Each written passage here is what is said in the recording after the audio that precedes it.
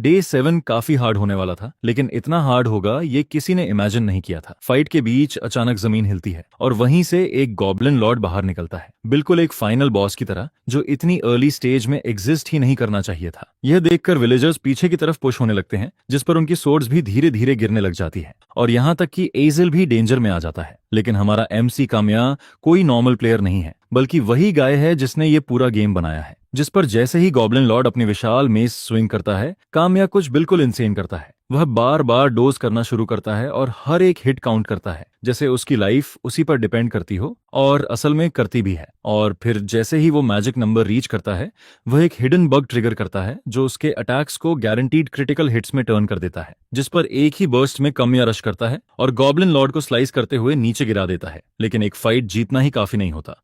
इसके बाद काम्या बेस को लेवल 8 तक अपग्रेड करता है, वॉल्स और वर्कशॉप को बूस्ट करता है, और फिर जिंजर फाइनली कुछ बड़ा अनवेल करता है, ऐसे गोलम्स जो अपने मास्टर्स की तरह फाइट कर सकते हैं और साथ ही वर्क में भी हेल्प करते हैं। इसके बाद सवाल उठता है कि काम्या इस सिचुएशन में पहुंचा कैसे। दरअसल एक गेम है जिसका नाम लास्ट है, जो दुनिया का बेस्ट सेलिंग सर्वाइवल गेम्स माना जाता है, जहां प्लेयर्स मॉन्स्टर्स से भरी वर्ल्ड में रिसोर्सेज गैदर करते हैं। इसके साथ ही वो बेसिस बिल्ड करते हैं और अपने कंपेनियंस के साथ सर्वाइव करने की कोशिश करते हैं। यहाँ स्ट्रेटेजी की फ्रीडम भी है और एनपीसीज की डेप्थ भी, जो गेम को काफी बैलेंस्ड फील कराती है। और जहां तक इवेंट्स और अपडेट्स की बात है, वो रेगुलरली कैरी आउट होते रहते हैं, जिससे हर बार गेम में नए डेवलपमेंट्स इंट्रोड्यूस होते रहते हैं। लेकिन इस बेस्ट सेलिंग गेम के पीछे सिर्फ एक ही डेवलपर है, एक शट इन ड्यूड जिसका नाम कामिया सुशी है। अपने रूम में बैठे हुए कामिया अभी अभी गेम का वर्जन 3 अपडेट फिनिश करता है, जो इस गेम का अब तक का बेस्ट वर्जन बन जाता है, जिसमें उसने बेस लेवल 100 इंप्लीमेंट किया है, जो अचीव होते ही सीजन के एंडिंग स्टोरी को ट्रिगर करता है। इसके बाद वह अपना फोन उठाता है और अपने पार्टनर को टेक्स्ट भेजता है कि सीजन 3 लाइव हो चुका है।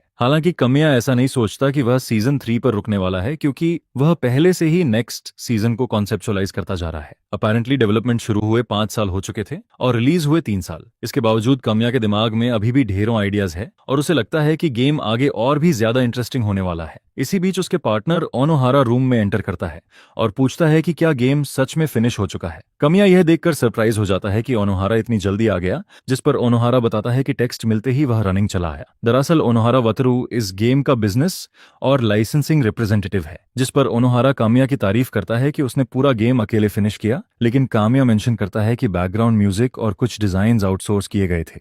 इसके बावजूद ओनोहारा को लगता है कि अकेले गेम कंप्लीट करना फिर भी इंप्रेसिव है। इसके बाद कामिया फ्लावर्स वापस देते हुए कहता है कि यह सब इतना बड़ा ओनोहारा की वजह से पॉसिबल हो पाया। असल में ओनोहारा प्रोड्यूसर बनकर कामिया को सपोर्ट कर रहा था, जिस वजह से कामिया के पास गेम बनाने के लिए पूरा टाइम था। और यह भी पता चलता है कि कामिया और ओनोहारा की मुलाकात हाई स्कूल में हुई थी। कामिया उसे अपना बेनिफैक्टर मानता है, जिसने उसका गेम प्रोड्यूस करने का ऑफर दिया था, और यहाँ तक कि रिलीज से पहले देखकर यूनिवर्सिटी जाने का प्लान भी ड्रॉप कर दिया था। इसके बाद ओनोहारा कहता है कि गेम इतना अच्छा है कि इसे सेल न करना तब तक पॉसिबल नहीं है जब तक दुनिया के लोग डम न हो चुके हो। वह रीसेंट यूजर सेटिस्फैक्शन सर्वे का जिक्र करता है, जिसका स्कोर 98 था। यह सुनकर कामिया डिसाइड करता है कि वह तब तक नहीं रुकेगा जब तक इसे 100 न बना दे। हालांकि ओनोहारा को लगता है कि यह इम्पॉसिबल है, क्योंकि कोई भी गेम हर एक इंसान को अपील नहीं कर सकता। लेकिन कामिया मानता है कि अगर लोगों ने सर्वे भरा है और इंटरेस्ट दिखाया है, तो उन्हें गेम इंटरेस्टिंग फील कराई जा सकती है। फिर ओनोहारा कामिया के डेस्क की तरफ बढ़ता है और उससे पूछता है कि क्या उसने लास्ट टाइम भेजे गए डॉक्यूमेंट साइन किए थे। कामिया हाँ कहता है और बोलता है कि डॉक्यूमेंट्स काफी ज्यादा थे, इसलिए डिटेल्स वह ओनोहारा पर छोड़ रहा है। जिस पर ओनोहारा डॉक्यूमेंट्स उठाता है और एक ईविल स्माइल के साथ कहता है कि वह इस ट्रस्ट की अप्रिशिएशन करता है। अचानक 3 हीफ्टी डूड्स रूम में एंटर करते हैं और ओनोहारा कामिया को बताता है कि वह डॉक्यूमेंट्स ले जा रहा है और कामिया अब खत्म हो चुका है। यह सुनकर कामिया शॉक में आ जाता है और पूछता है कि वह क्या मतलब निकाल रहा है। जिस पर ओनोहारा मजाक उड़ाते हुए कहता है कि कामिया को सिर्फ गेम्स बनाना आता है, इसलिए वह लास्ट के सारे राइट्स उससे छीन रहा है। कामिया आर्ग्यू करता है और याद दिलाता है कि गेम उसी ने बनाया है और फ्यूचर अपडेट्स के लिए उसे उसकी जरूरत पड़ेगी। जिस पर ओनोहारा कहता है कि बेस लेवल 100 के बाद लास्ट एक कंप्लीट गेम बन चुका है। बिजनेस पॉइंट ऑफ व्यू से फ्यूचर अपडेट्स बिल्कुल यूजलेस है। यह सुनकर कामिया गुस्से में आ जाता है और ओनोहारा की शर्ट पकड़ने के लिए रश करता है, लेकिन तभी एक बॉडीगार्ड उसे टैकल करके जमीन पर गिरा देता है। जिस पर ओनोहारा बताता है कि वह बॉडीगार्ड्स जानबूझकर लाया था, क्योंकि उसे पता था कामिया चुपचाप अग्री नहीं करेगा। ओनोहारा आगे कहता है कि कामिया का गेम के लिए ऑब्सेशन रास्ते में आ रहा था, क्योंकि वह ऐसे अपडेट्स करता जा रहा था जो डायरेक्टली प्रॉफिट नहीं ला रहे थे। इसके अलावा कामिया की सुपरविजन इतनी स्ट्रिक्ट थी कि मर्चेंडाइज प्रॉपर्ली एक्सपैंड ही नहीं हो पा रही थी। लेकिन अब जब गेम फिनिश हो चुका है, ओनोहारा मानता है कि कामिया के बिना प्रॉफिट्स मैक्स किए जा सकते हैं। कामिया डिसअपॉइंटेड हो जाता है और ओनोहारा को डांटता है कि उसने उससे इस बारे में बात क्यों नहीं की, जिस पर ओनोहारा कैजुअली इसे ब्रश ऑफ करता है और कहता है कि कामिया वैसे भी अग्री नहीं करता। इसके बाद वह कामिया को रूम छोड़ने के लिए कहता है क्योंकि कॉन्ट्रैक्ट में यह भी लिखा था। इसी के साथ कामिया लास्ट पर अपनी सारी अथॉरिटी खो देता है और लॉ सूट फाइल करने के बारे में सोचता है, लेकिन सिचुएशन उसके फेवर में नहीं दिखती। ऊपर से ओनोहारा पब्लिक ओपिनियन को मैनिपुलेट करता है और ऐसा माहौल बना देता है कि लोगों को लगने लगता है गेम ओनोहारा का होना चाहिए। कामिया गुस्से में अपने रूम में बैठा होता है और टेबल पर बैंग करते हुए अपने पीसी पर कुछ नोटिस करता है। क्यूरियस होकर वह उस पर क्लिक करता है, जहां एक मैसेज मिलता है कि चूंकि वह गेम से इतना प्यार करता है इसलिए उसे हमेशा गेम वर्ल्ड में रहना चाहिए।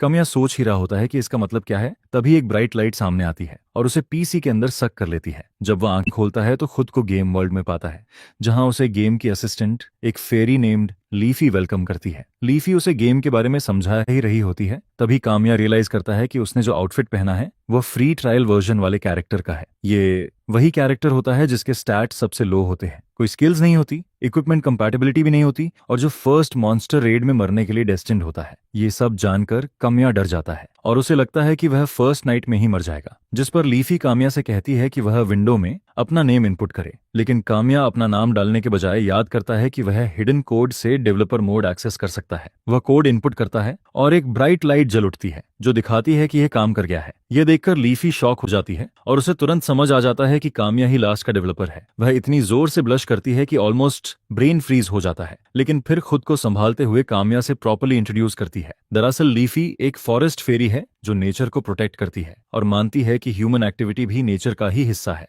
इसी वजह से वह फॉरेस्ट में आने वाले लोगों को अलग अलग एडवाइस देती रहती है। इसके बाद कामिया उससे पूछता है कि क्या ये लास्ट की वर्ल्ड है और वह कंफर्म करता है कि ये डेफिनेटली गेम वर्ल्ड ही है। फिर कामिया लीफी से पूछता है कि क्या वह गेम की मेटा इन्फॉर्मेशन देख सकती है, खासकर डेवलपमेंट से जुड़ी हुई चीजें। लीफी रिप्लाई करती है कि वह यह कर सकती है क्योंकि कामिया पहले ही डेवलपर मोड में एंटर कर चुका है, जिस पर लीफी मेटा इन्फॉर्मेशन डिस्प्ले करती है, जहां दिखता है कि बेसिकली सब कुछ कामिया ने ही क्रिएट किया था, लेकिन गेम मास्टर का नाम चेंज होकर अब वातरू ओनोहारा हो चुका होता है। यह देखकर लीफी सरप्राइज हो जाती है और वह कामिया से पूछती है कि यह गाय कौन है, जिस पर दिल में दर्द के साथ कामिया रिप्लाई करता है कि ओनोहारा वही ड्यूड है जिसने उससे लास्ट के सारे राइट्स स्टील कर लिए थे। कामिया यह भी बिलीव करता है कि वह इस वक्त गेम वर्ल्ड में ओनोहारा की इन्वॉल्वमेंट की वजह से ही मौजूद है। यह सुनकर लीफी डिसअपॉइंटेड हो जाती है और कहती है कि वह ओनोहारा के एक्शंस को कभी फॉरगिव नहीं कर सकती। दूसरी तरफ कामिया सोचता रहता है कि वह गेम वर्ल्ड में क्यों है, क्योंकि उसे इसके पीछे का लॉजिक समझ नहीं आ रहा होता है।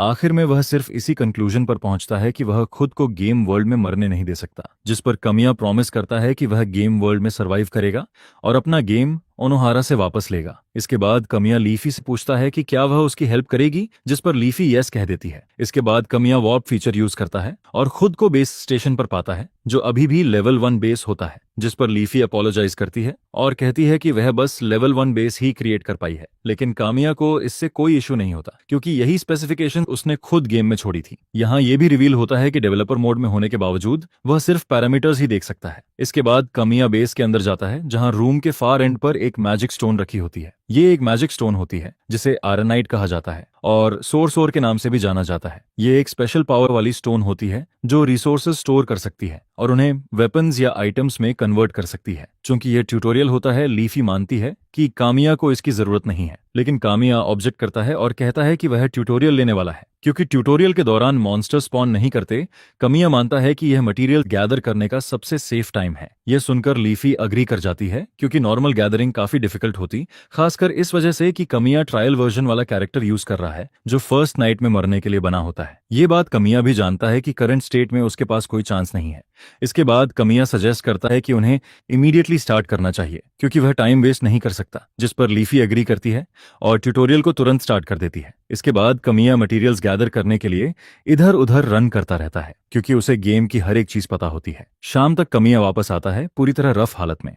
वह लीफी से कहता है कि डार्क होने से पहले उन्हें क्राफ्टिंग करनी होगी। यह सुनकर लीफी शॉक हो जाती है क्योंकि कामिया के पास क्राफ्टिंग के लिए मटेरियल्स होते हैं, जिस पर कामिया रिवील करता है कि उसने ये सब स्पेसिफिकेशंस के अंदर रहते हुए पॉसिबल बनाया है, हालांकि इससे पहले किसी प्लेयर ने यह अचीव नहीं किया था। इसके बाद कामिया क्राफ्टिंग प्रोसेस स्टार्ट करता है और कुछ ही टाइम में एक वुडन सोर्ड और एक स्मॉल वुडन बैरिकेड बना लेता है। कमिया बैरिकेड देखकर इम्प्रेस्ड होता है, लेकिन साथ ही यह भी जानता है कि यह अनरिलायबल है, क्योंकि ट्रायल वर्जन कैरेक्टर को फर्स्ट नाइट क्लियर करने के लिए डिजाइन ही नहीं किया गया था। भले ही एनिमीज बिल्कुल उसी तरह मूव करेंगे जैसा वह एक्सपेक्ट करता है, लेकिन कामिया जानता है कि सर्वाइवल प्रोबेबिलिटी बस कुछ % ही है। नॉर्मली प्लेयर को रिटेल वर्जन की तरफ गाइड किया जाता है, लेकिन इस बार सब कुछ डिफरेंट होता है। उसी रात कामिया को सर्वाइव द नाइट वाला क्वेस्ट मिलता है और लीफी उसे लक विश करती है। कामिया बेस के सामने खड़ा होकर एनिमियों का वेट करता है। थोड़ी देर बाद वह एक डियर को देखता है और वह अभी उसे देख ही रहा होता है कि तभी एक गॉब्लिन उस डियर को काट कर मार देता है। गॉब्लिन्स लो लेवल मॉन्स्टर्स होते हैं जिनकी इंटेलिजेंस भी लो होती है। ये कभी कभी स्वार्म में अटैक करते हैं और इन्हें अंडर एस्टिमेट नहीं करना चाहिए। दूसरी तरफ कामिया के स्टैट्स बिल्कुल ट्रैश होते हैं। उसके हाथ में सिर्फ वुडन सोर्ड होती है और उसके पास कोई स्पेशल स्किल भी नहीं होती। बिना टाइम वेस्ट किए गॉब्लिन कामिया की तरफ लंच करता है और अपनी सोर्ड उसके नेक में घुसाने की कोशिश करता है, लेकिन कामिया किसी तरह उस स्ट्राइक को डॉज कर लेता है। लीफी जानती है कि कामिया यह सिर्फ इसलिए कर पा रहा है क्योंकि उसे गॉब्लिन के पैरामीटर अंदर तक पता है, लेकिन गॉब्लिन लगातार कामिया पर स्विंग्स करता रहता है और इसी बीच कामिया के आर्म पर कट लग जाता है। यह उसे साफ बता देता है कि उसके स्टैट सच में ट्रैश है। भले ही उसे पता हो कि अटैक आने वाला है, वह उसे अवॉइड नहीं कर पा रहा होता है। हालत और खराब तब हो जाती है जब उसकी स्ट्रेंथ भी इनसफिशिएंट निकलती है, जो एक्सपेक्टेड ही था। इससे पहले कि वह कुछ समझ पाता, गॉब्लिन उसे चेस्ट पर किक मारता है, जिससे कामिया खून खांसने लगता है और दूर जा गिरता है। जिस तरह से उसे पेन हो रहा होता है, उसे रियलाइज होता है कि यह दर्द रियल है, लेकिन वह खड़ा होकर यह देखने वाला नहीं है कि गेम का क्रिएटर गेम के हाथों मर जाए। इसके बाद कामिया बेस की तरफ रन करता है, जिससे गॉब्लिन उसे चेस करने पर मजबूर हो जाता है, क्योंकि उसके पास गॉब्लिन से हेड ऑन फाइट करने की पावर नहीं होती। कामिया हवा में जंप करता है और साथ ही स्मॉल बैरिकेड एक्टिवेट करता है। गॉब्लिन भी उसके पीछे जंप करता है, लेकिन जमीन पर गिरते ही बैरिकेड में फंस जाता है और उसी में इम्पेल हो जाता है। गॉब्लिन की मूवमेंट रिस्ट्रिक्टेड देखकर कामिया को लगता है कि अगर वह अपने पूरे बॉडी वेट के साथ अटैक करे तो उसके पास चांसेस है, जिस पर कामिया गॉब्लिन की तरफ लीप करता है और जो भी ताकत होती है सब स्ट्राइक में डाल देता है। वह गॉब्लिन के हेड पर वार करता है और उसे मार देता है, जिसके साथ ही सर्वाइव द नाइट वाला क्वेस्ट क्लियर हो जाता है। इसके बाद कामिया खुद से प्रॉमिस करता है कि वह गेम में सर्वाइव करेगा, चाहे यह कितना भी हार्ड क्यों ना हो, क्योंकि उसे मोटिवेट करने वाली बात यह होती है कि गेम के बारे में सब कुछ वही जानता है। कामिया जीरो से क्रॉल करके ऊपर उठने के लिए रेडी होता है ताकि वह अपना सब कुछ वापस ले सके। अगली सुबह कामिया मैजिक स्टोन के सामने खड़ा होता है और सोर्ड को हाथ में पकड़कर उसका टेक्सचर फील करता है। बिना किसी डाउट के उसे समझ आता है कि यह बहुत रियल फील कर रही है। तभी लीफी आती है और पूछती है कि क्या वह फिर से मटेरियल्स गैदर करने जा रहा है, लेकिन कामियानो कहता है क्योंकि उसे लगता है कि कल का ट्यूटोरियल इनफ था। वह लीफी को बताता है कि आज वह सिर्फ क्राफ्टिंग पर फोकस करेगा क्योंकि किसी से मिलने का टाइम आ चुका है। इसके बाद लीफ इन्वेंट्री ओपन करती है और कामिया के कलेक्टेड मटेरियल्स देखकर शॉक हो जाती है। गेम में बेस के आसपास से अलग अलग मटेरियल्स कलेक्ट किए जा सकते हैं और इन्हें 3 बेसिक रिसोर्सेज में कन्वर्ट किया जाता है जो माना स्टोन के अंदर स्टोर होते हैं। पहला रिसोर्स माना होता है जो लाइफ एनर्जी की तरह काम करता है और लोगों के डेवलपमेंट या मैजिक टाइप आइटम्स जनरेट करने में यूज होता है। दूसरा रिसोर्स एलिमेंट होता है जो फूड और बिल्डिंग्स जैसे फिजिकल गुड्स बनाने के लिए जरूरी होता है। तीसरा गोल्ड होता है जिसका यूज उन आइटम्स को बाय करने में होता है जिन्हें क्राफ्ट नहीं किया जा सकता। इसके बाद कामिया अपने मटेरियल्स के साथ क्राफ्टिंग स्टार्ट करता है। जब यह खत्म होता है तो उसके पास एक बो, 10 एरोज, एक वॉच टावर और लॉग्स होते हैं। भले ही वह कुछ ज्यादा पावरफुल क्राफ्ट करना चाहता हो, लेकिन उसके लो स्टैट्स बीच में आ जाते हैं। इसके बाद कामिया मेंशन करता है कि अगर उसे डे 7 के बाद सर्वाइव करना है तो उसे एलाइज की जरूरत पड़ेगी, क्योंकि डे 7 पर एक स्टैम्पीड होता है। गेम में मॉन्स्टर्स हर रात स्पॉन होते हैं, लेकिन स्टैम्पीड एक मैसिव मॉन्स्टर आउटब्रेक होता है जो हर 7 दिन में आता है और डिफिकल्टी एकदम अलग लेवल पर चली जाती है। इस दौरान मॉन्स्टर्स बड़ी संख्या में निकलते हैं और डिफिकल्टी इतनी हाई हो जाती है कि फुल रिटेल वर्जन वाले प्लेयर्स भी स्ट्रगल करने लगते हैं। थ्योरी के हिसाब से ट्रायल वर्जन कैरेक्टर का डे 7 तक पहुंचना ही मुश्किल होता है और अगर पहुंच भी जाए तो स्टैम्पीड क्लियर करना ऑलमोस्ट इम्पॉसिबल माना जाता है। आइडिया ये होता है कि अगर डेमो में ही स्टैम्पीड क्लियर हो जाए तो फुल गेम खरीदने की जरूरत ही नहीं पड़ेगी। यहाँ तक कि लीफी भी पैनिक करने लगती है क्योंकि उसे पता है स्टैम्पीड सर्वाइव करना कितना हार्ड होता है। इसी बीच कामिया पूछता है कि अगर वह गेम वर्ल्ड में मर गया तो उसके साथ क्या होगा। लीफी रिप्लाई करती है कि उसे भी इसका कोई आइडिया नहीं है, लेकिन इतना जरूर पता है कि एनपीसीज तो रिस्पॉन्स भी नहीं करते। मतलब अगर कामिया मरता है तो उसका एंड बिल्कुल अच्छा नहीं होगा। यह सुनकर भी लीफी कामिया को अश्योर करती है कि वह जिस भी तरह हेल्प कर सकती है वह जरूर करेगी। हालांकि रेगुलेशंस की वजह से वह कॉम्बैट में पार्टिसिपेट नहीं कर सकती और एडवाइस के मामले में भी उसे लगता है कि कामिया को उसकी सलाह की जरूरत नहीं है, लेकिन वह इन्फॉर्मेशन गैदर कर सकती है और यही वह प्रॉमिस करती है। यह सुनकर कमिया खुश होता है और लीफी को थैंक्स करता है, यह कहते हुए कि वह उस पर डिपेंड करेगा। इसके साथ ही कमिया लीफी से कहता है कि वह उसे क्रिएटर कहना बंद करे और सिर्फ उसका नाम यूज करे, जिस पर लीफी इसे रिजेक्ट कर देती है। इसके बाद कमिया बाहर निकलता है और वॉच टावर क्रिएट करता है। वह इस बात की कंप्लेंट करता है कि हर चीज सेट करने के लिए उसका फिजिकली प्रेजेंट होना कितना इनकन्वीनियंट है, जिस पर लीफी कंफर्म करती है कि बेस लेवल अभी लो है, इसी वजह से वह मैप से डायरेक्टली चीजें डिप्लॉय नहीं कर सकता। वॉच टावर कंप्लीट होते ही कमिया उसके अंदर खड़ा होकर आसपास की वर्ल्ड को देखता है। यह देखकर कमिया कंप्लीटली ब्लोन अवे हो जाता है और कहता है कि यह कितना इंक्रेडिबल है, जिस पर लीफी उसे टीज करते हुए याद दिलाती है कि यह सब उसी ने क्रिएट किया है। सब कुछ इतना अमेजिंग देखकर कमिया के अंदर ओनोहारा से अपना गेम वापस लेने की मोटिवेशन और ज्यादा बढ़ जाती है। उसी रात कमिया को फिर से सर्वाइव द नाइट वाला क्वेस्ट मिलता है। वह अपनी सोर्ड निकालकर एनिमीज के आने का वेट करता है। थोड़ी ही देर में फॉरेस्ट से 2 गॉब्लिन्स निकलते हैं। यह देखकर कमिया सरप्राइज नहीं होता, क्योंकि कॉम्बैट का कॉन्सेप्ट अब फर्स्ट डे से अलग होता है। कमिया बिना हेजिटेट किए मूव करता है। बो को पुल करना भी काफी हार्ड होता है, क्योंकि उसके लेवल पर स्ट्रेंथ मॉडिफायर्स बिल्कुल एक्टिव नहीं होते। कमिया इस पर कंप्लेन भी नहीं कर सकता, क्योंकि ये सब उसी ने डिजाइन किया था। सरप्राइजिंगली उसकी पहली शॉट मिस हो जाती है, जिस पर लीफी बताती है कि एक्यूरेसी मॉडिफायर्स भी अभी एक्टिव नहीं है। कमिया फिर से कंप्लेन नहीं करता, क्योंकि सब कुछ उसी के हिसाब से बना होता है। इसके बाद कमिया दूसरा शॉट लेता है और इस बार गॉब्लिन के लेग में एरो लग जाता है। गॉब्लिन दर्द से चिल्लाते हुए नीचे गिरता है, लेकिन कमिया यहीं नहीं रुकता। वह एक और एरो फायर करता है जो गॉब्लिन के चेस्ट को पियर्स कर देता है और उसे फिनिश कर देता है।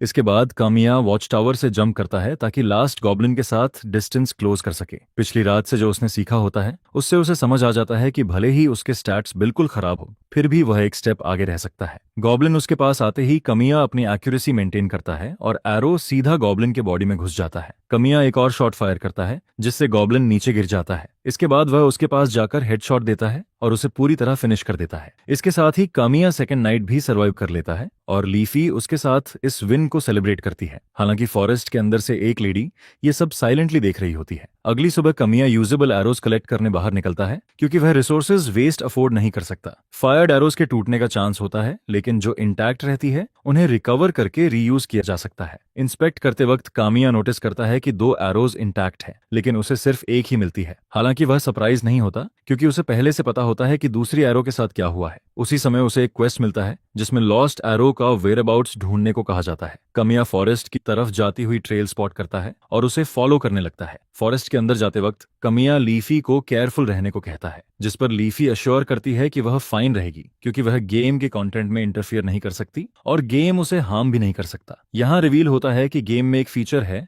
जहां एनपीसीज सर्टेन कंडीशंस पूरी होने पर एलियस बन सकते हैं। कभी कभी कोई एनपीसी बेस के आसपास वंडर करता है और अगर उसकी यूनिक रिक्रूटमेंट क्वेस्ट क्लियर हो जाए तो वह प्लेयर के साथ ज्वाइन कर लेता है। एनपीसीज के पास अलग अलग स्पेशलिटीज होती है, कॉम्बैट से लेकर प्रोडक्शन तक, जो गेम क्लियर करने के लिए काफी जरूरी होती है। अपनी जान दांव पर लगी होने की वजह से कमिया जानता है कि उसे एलाइज की बहुत जरूरत है। इसी बीच पिछली रात सब कुछ देख रही लेडी हंटर एनेमोनी एक ट्री में छुपी होती है। उसे लगता है कि वह सेफ है और जैसे ही उसे कुछ ट्रैप जैसा दिखता है, वह नीचे जंप कर जाती है। अचानक कमिया उसके पीछे अपीयर होता है और कहता है कि वे उसके एनिमीज नहीं है, लेकिन कमिया की बात सुनने के बजाय एनेमोनी वहां से भागती है और फॉरेस्ट के अंदर डैश कर जाती है। यह देखकर कमिया खुद शॉक हो जाता है, क्योंकि उसने ऐसा डेवलपमेंट कभी इंप्लीमेंट ही नहीं किया था। जिस पर लीफी यह आइडिया निकालती है कि अब जब गेम का क्रिएटर खुद गेम वर्ल्ड का रेजिडेंट बन चुका है, तो सिनारियो ऑटोमेटिकली अनफोल्ड नहीं हो रहा है। लीफी कमिया से कहती है कि शायद उसे एनेमोनी को एक्चुअल डायलॉग के थ्रू पर्सुएड करना पड़ेगा, क्योंकि वह क्लियरली डर चुकी है। तब कमिया को रियलाइज होता है कि गेम खेलना और असल में उसे जीना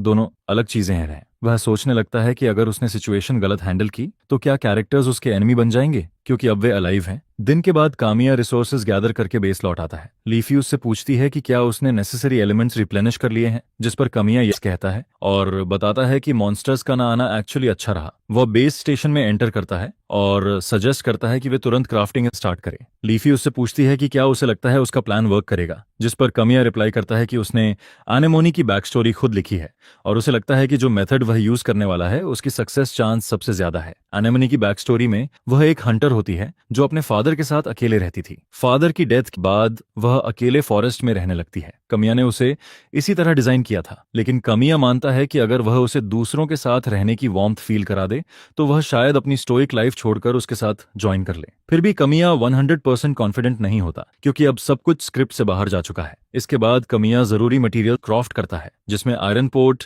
ladle, salt, pepper, ground meat और टेबल वेयर के 2 सेट होते हैं। इंग्रेडिएंट्स कंप्लीट होते ही कमिया कुकिंग स्टार्ट करता है, और यह देखकर शॉक होता है कि वह सच में गेम के अंदर कुक कर रहा है, जो उसने कभी इमेजिन नहीं किया था। लीफी उसे बताती है कि लेवल बढ़ने पर वह फिनिश्ड मील्स भी जनरेट कर सकता है, लेकिन कमिया कहता है कि कुकिंग एक्सपीरियंस बुरा नहीं लग रहा है। लीफी नोटिस करती है कि कमिया कुकिंग में अच्छा है, जिस पर कमिया बताता है कि वह काफी टाइम से अकेला रह रहा था और गेम पर काम करने के लिए खुद को घर में बंद रखता था। कमिया मेंशन करता है कि हाई स्कूल ग्रेजुएट करने के बाद ओनोहारा अक्सर उसके पास आया करता था, लेकिन अब वो सब एंशिएंट हिस्ट्री बन चुकी है। तब एनिमोन सामने आती है और कामिया पर अपना बों तान देती है। कामिया हाथ उठाकर कहता है कि वे उसके एनिमी नहीं है। यह सुनकर एनिमोन कंफ्यूज हो जाती है और पूछती है कि क्या उसके साथ और लोग हैं। तब कामिया रियलाइज करता है कि एनेमोनी लीफी को देख ही नहीं सकती। वह खुद को करेक्ट करता है और कहता है कि वह अकेला है। वह अपना इंट्रोडक्शन देता है और एनेमोनी भी अपना नाम बताती है। इसके बाद एनेमोनी पूछती है कि वह कहाँ है, क्योंकि वह हंटिंग कर रही थी और अचानक खुद को ऐसे फॉरेस्ट में पाती है जिसे वह रिकॉग्नाइज नहीं कर पा रही। कमिया उसे बताता है कि वह भी अभी अभी यहाँ आया है और उसे भी एरिया का लेआउट नहीं पता। कमिया आग पर रखे फूड की तरफ पॉइंट करता है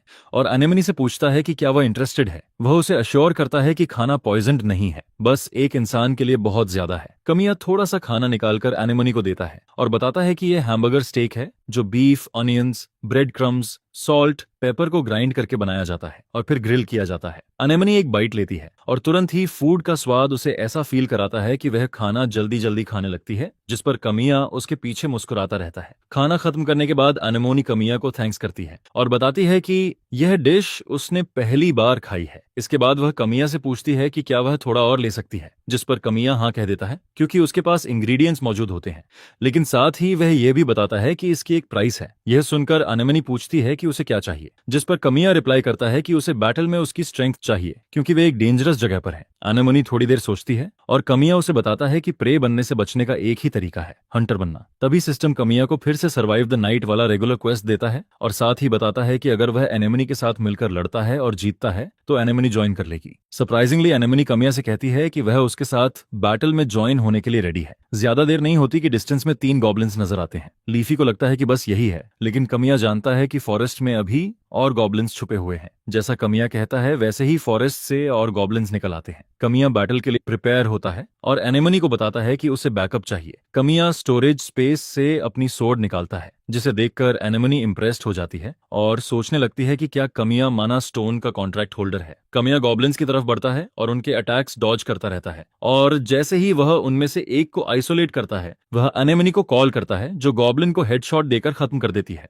एनेमोन इंप्रेस्ड हो जाती है कि कमिया फाइट करते हुए भी उनके लाइन ऑफ साइट का ध्यान रख रहा है। कमिया गॉब्लिन्स के साथ स्ट्रगल करता रहता है और जैसे ही उसे फिर से ओपनिंग मिलती है, वह एनेमोनी को सिग्नल देता है। एनेमोनी तुरंत रिस्पॉन्ड करती है और गॉब्लिन के ब्रेन में होल कर देती है। अचानक एक गॉब्लिन कमिया को जमीन पर धक्का दे देता है, लेकिन कमिया ने पहले ही इतना मोमेंटम बना लिया होता है कि वह गॉब्लिन को अपने बॉडी से किक मारकर हटा देता है और उसी मोमेंट एनेमोनी एरो से गॉब्लिन के हेड को हिट कर देती है। अब बाकी गॉब्लिनर्स गुस्से में आ जाते हैं, क्योंकि उनके कॉमरेड्स मारे जा चुके होते हैं। कुछ कमिया पर ज्यादा एग्रेसिवली अटैक करते हैं और कुछ एनेमोनी की तरफ बढ़ते हैं। एनेमोनी पहला शॉट फायर करती है, जो गॉब्लिन के चेस्ट में जाकर लगता है, लेकिन उसे रियलाइज होता है कि बो से सेकंड शॉट लेना पॉसिबल नहीं है, जिस पर वह अपनी डैगर निकालकर इनकमिंग अटैक को ब्लॉक करती है। तभी कामिया एनेमोनी पर चिल्लाता है कि वह कैबिन की तरफ फॉल बैक करे, क्योंकि उसे गॉब्लिन्स को फिनिश करने पर फोकस करने की जरूरत नहीं है। एनेमोनी कमिया की बात मानती है और बैक फ्लिप करते हुए कैबिन की तरफ जाती है। उसके पीछे आ रहा अग्रेसिव गॉब्लिन एक ट्रैप एक्टिवेट कर देता है और पहले से तैयार स्पाइक में गिर जाता है। यह देखकर कमिया मुस्कुराता है और अपने ट्रैप्स क्राफ्ट करने के आइडिया को सही मानता है। इसके बाद एनेमोनी ऑफेंसिव पर चली जाती है, जिससे वह गॉब्लिन डर जाता है जो पहले उसका पीछा कर रहा था। दूसरी तरफ कमिया के लिए मेस वाले गॉब्लिन को हैंडल करना मुश्किल हो जाता है, जो उसकी जान लेने की कोशिश कर रहा होता है।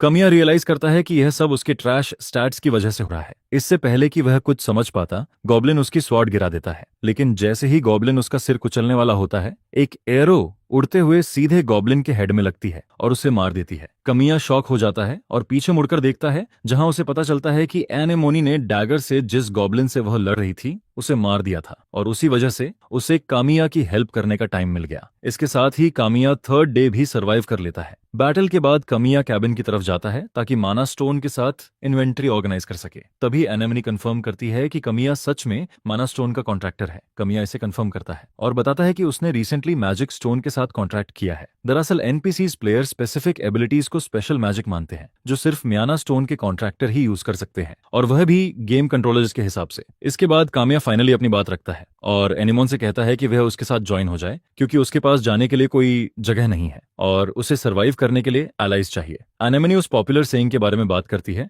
जिसमें कहा जाता है कि माना स्टोन से कॉन्ट्रैक्ट करने वालों का इस वर्ल्ड के लिए कोई मिशन होता है। इसी बिलीफ के आधार पर वह मानती है कि शायद उसके खो जाने और यहां पहुंचने की भी कोई वजह रही होगी। इसके साथ ही वह कमिया की कॉम्बैट स्किल्स की तारीफ करती है। फिर वह कमिया की तरफ हाथ बढ़ाती है जो अग्रीमेंट का साइन होता है। तभी सिस्टम कमिया को इन्फॉर्म करता है कि एनेमोनी उसकी टीम ज्वाइन कर चुकी है। अगली सुबह कमिया जल्दी उठता है और ब्रेकफास्ट प्रिपेयर करता है। थोड़ी देर बाद एनेमोनी बाहर आती है और उसे कॉम्बैट आउटफिट के बिना देखकर कमिया शॉक में ऑलमोस्ट बेहोश सा हो जाता है। कमिया जल्दी से दूसरी तरफ मुड़ जाता है ताकि एनेमोनी यह ना देख सके कि उसका चेहरा कितना लाल हो गया है। एनेमोनी बताती है कि वह काफी समय से अपने फादर के साथ फॉरेस्ट में रह रही थी और यह उसके लिए एक बड़ा चेंज है। वहीं कमिया बेस को जल्दी से अपग्रेड करने की सोच रहा होता है ताकि ज्यादा रूम्स ऐड कर सके। कमिया मानता है कि एनेमोनी का ज्वाइन करना कॉम्बैट के लिए अच्छा है, लेकिन वह जानता है कि सिर्फ वह और एनेमोनी स्टैम्पीड सर्वाइव नहीं कर सकते। इसी वजह से बेस अपग्रेड करना ही उनकी सर्वाइवल की है। ब्रेकफास्ट के बाद कामिया मटेरियल्स गदर करने बाहर निकलता है और एनेमोनी उसकी एफिशिएंसी की तारीफ करती है।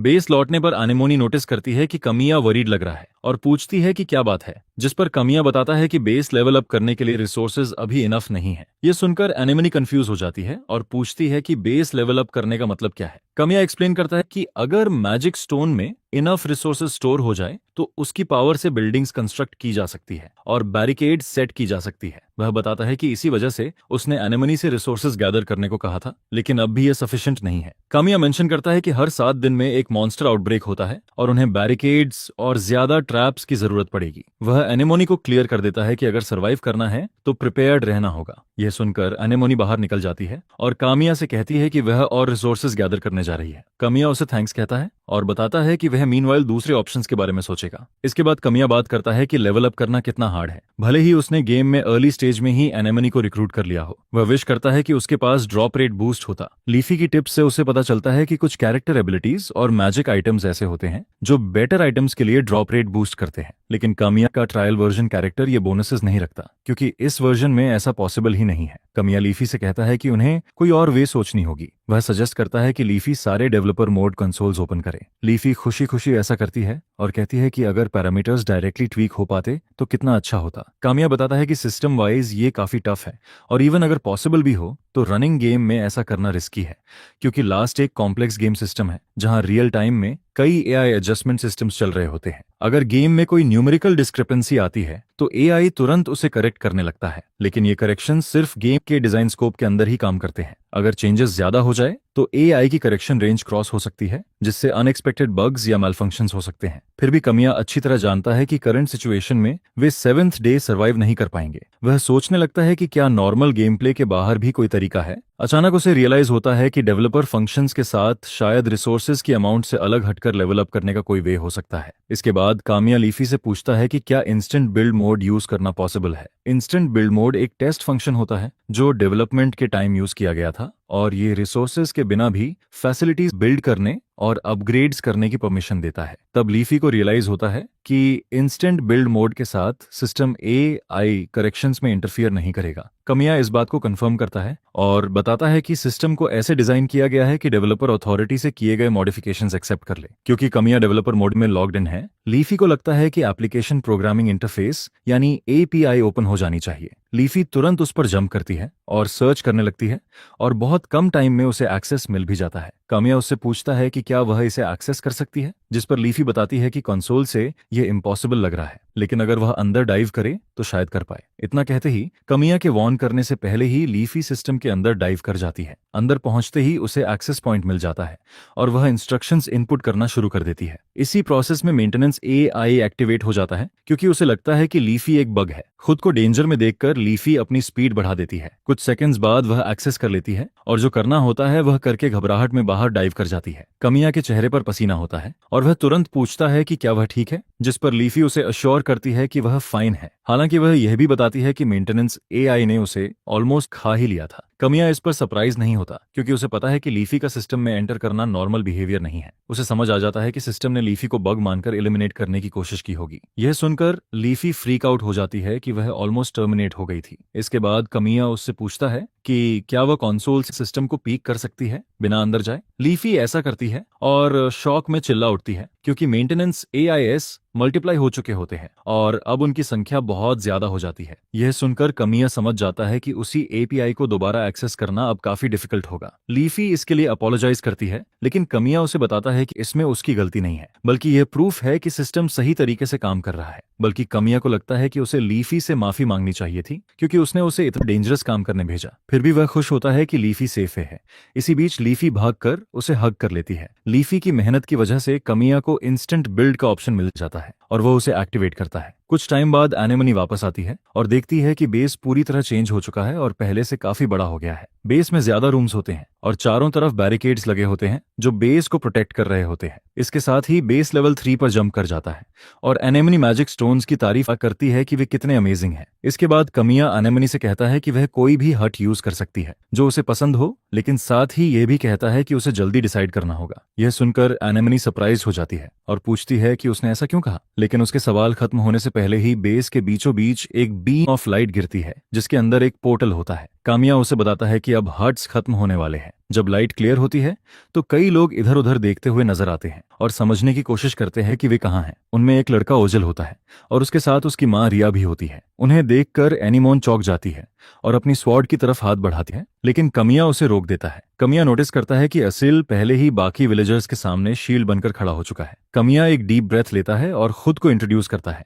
यह बताते हुए कि वह उनके आने से कुछ दिन पहले ही यहाँ रह रहा था। वह यह भी बताता है कि बेस के चारों तरफ फॉरेस्ट है जहां मॉन्स्टर्स अपीयर करते हैं और रात में वही मॉन्स्टर्स बेस पर अटैक करते हैं। सर्वाइव करने के लिए कामिया उन्हें बताता है कि सबका कोऑपरेशन जरूरी है। इरविन स्मिथ की लीडरशिप से इंस्पायर्ड होकर कमिया स्टर्न वॉइस में उनसे उनकी स्ट्रेंथ लेंड करने को कहता है। तब एक व्हाइट हेयर वाला बुजुर्ग सिल्वियन आगे आता है और कमिया से पूछता है कि क्या वह भी अभी अभी इस एरिया में आया है। कमिया बताता है कि उसे मैजिक स्टोन ने गाइड किया था। यह सुनकर सिल्वियन कहता है कि उसने इसके बारे में सुना जरूर था, लेकिन उसने कभी नहीं सोचा था कि वह जिंदा रहते हुए सॉर्सरर के पास बुलाया जाएगा। अचानक एक बल्कि विलेजर वॉल्डो आगे आता है और बाकी लोगों से कहता है कि कमिया की बातों को सीरियसली न लें। वॉल्डो कहता है कि हो सकता है कमिया ने ट्रांसफर मैजिक यूज करके उन्हें किडनैप किया हो। इसके बाद वॉल्डो 2 और लोगों की तरफ मुड़ता है और उनके साथ वहां से चलने लगता है। कमिया उनसे पूछता है कि वे कहां जा रहे हैं, जिस पर वॉल्डो बताता है कि वह सराउंडिंग्स चेक करने जा रहे हैं क्योंकि वह कंफर्म भी नहीं कर सकता कि यहाँ सच में मॉन्स्टर्स आते हैं या नहीं। वह बाकी विलेजर्स से पीछे रहने को कहता है और अपने साथ आए 2 लोगों के साथ इन्वेस्टिगेशन के लिए निकल जाता है। इसके बाद कमिया अनेमोनी से कहता है कि वह बाकी विलेजर्स की प्रोटेक्शन करे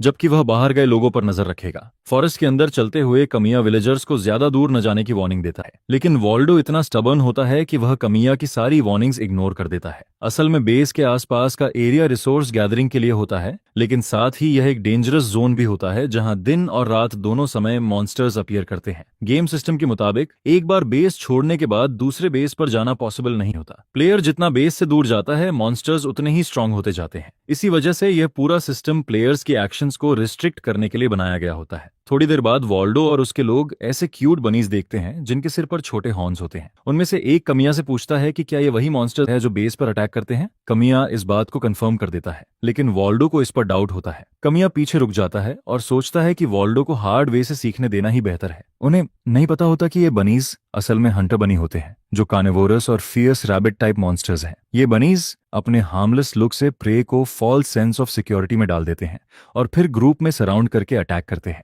वॉल्डो और उसके लोग कुछ समझ पाते उससे पहले ही बनीज उन पर टूट पड़ते हैं तो तीन दर्द से चिल्लाते हैं और कमिया उनकी तरफ दौड़ता है, उन्हें आंखें बंद करने और सांस रोकने को कहता है। वॉल्डो कंफ्यूज्ड होता है लेकिन कमिया उसे जल्दी करने को कहता है। थोड़ी हेजिटेशन के बाद वे उसकी बात मान लेते हैं। तभी कमिया 3 पेपर की बॉटल्स निकालता है और उन्हें बनीज की तरफ फेंक देता है। बॉटल्स उनके बॉडीज पर टूटती है जिससे बनीज पीछे हट जाते हैं और अटैक रोक देते हैं। इसके बाद कमिया वॉल्डो और बाकी लोगों को भागने के लिए कहता है लेकिन वॉल्डो तुरंत नहीं भागता बल्कि आंखें खोलकर देखता है कि हुआ क्या है। इसी दौरान कुछ पेपर उसकी आंखों में चला जाता है और उसकी आंखों से पानी निकलने लगता है। कमिया एक घायल को पकड़ता है और बताता है कि वे वापस बेस जा रहे हैं। बिना किसी बहस के सभी कमिया के पीछे भागने लगते हैं क्योंकि बनीज फिर से उठ खड़े होते हैं। कुछ देर दौड़ने के बाद वे सेफली बेस लौट आते हैं और वॉल्डो समेत बाकी लोगों को मेडिकल ट्रीटमेंट मिलती है। इसके बाद विलेजर्स सेटल होने लगते हैं और अपने अपने ग्रुप्स में बंट जाते हैं। कुछ लोग कॉम्बैट ट्रेनिंग शुरू करते हैं और कुछ बेस को व्यवस्थित करने में लग जाते हैं। ट्रेनिंग के दौरान एक विलेजर नोटिस करता है कि वॉल्डो पहले से ज्यादा मोटिवेटेड लग रहा है।